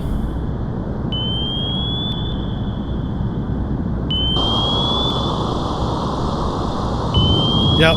Damn it. Let's see if we can go shallow here. Those good hits. Damn it. Trying to get away from Noisemaker, sorry.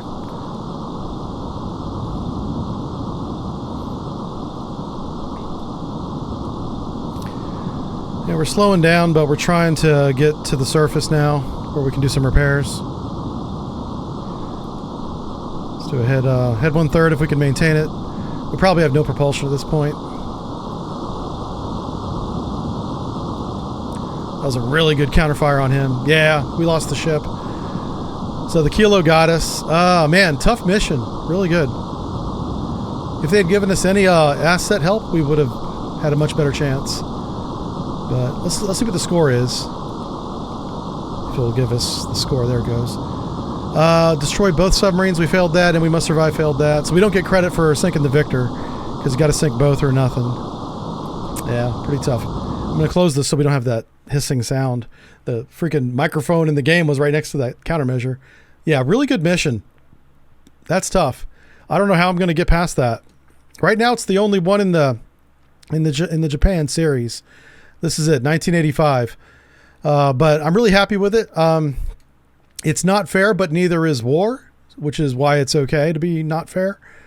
Sometimes you're outnumbered, and sometimes you're also at a disadvantage to the people you're outnumbered against. Yeah. So that's what that's simulating. If we had any other asset, I don't care if it's a surface ship, helicopter, anything else, we could have definitely survived that. But the Kilo being 2 nautical miles away, and at our best sonar speed, which is like 3 knots, like making no noise, we just couldn't hear it. We hit it with 1 ping of active. We immediately counterfire, immediately go to torpedo evasion, and he just puts out a fan of 4 weapons. And at 2 nautical miles, we can't get far enough away to evade those weapons. Yeah. I was gambling that he shot shallow, and we evaded deep. He shot deep and hit us. Yeah, so that's how that went. I'm not happy that we lost. I thought we did really well on that last playthrough, though. All right, so that's it for today, and we'll see you guys next time. Our next stream is on Sunday. See you guys then. Sunday. The Sunday stream is going to be on the Drive Turkey YouTube channel. Make sure you're over there, okay? Start at 9 a.m. Eastern. Have a good one.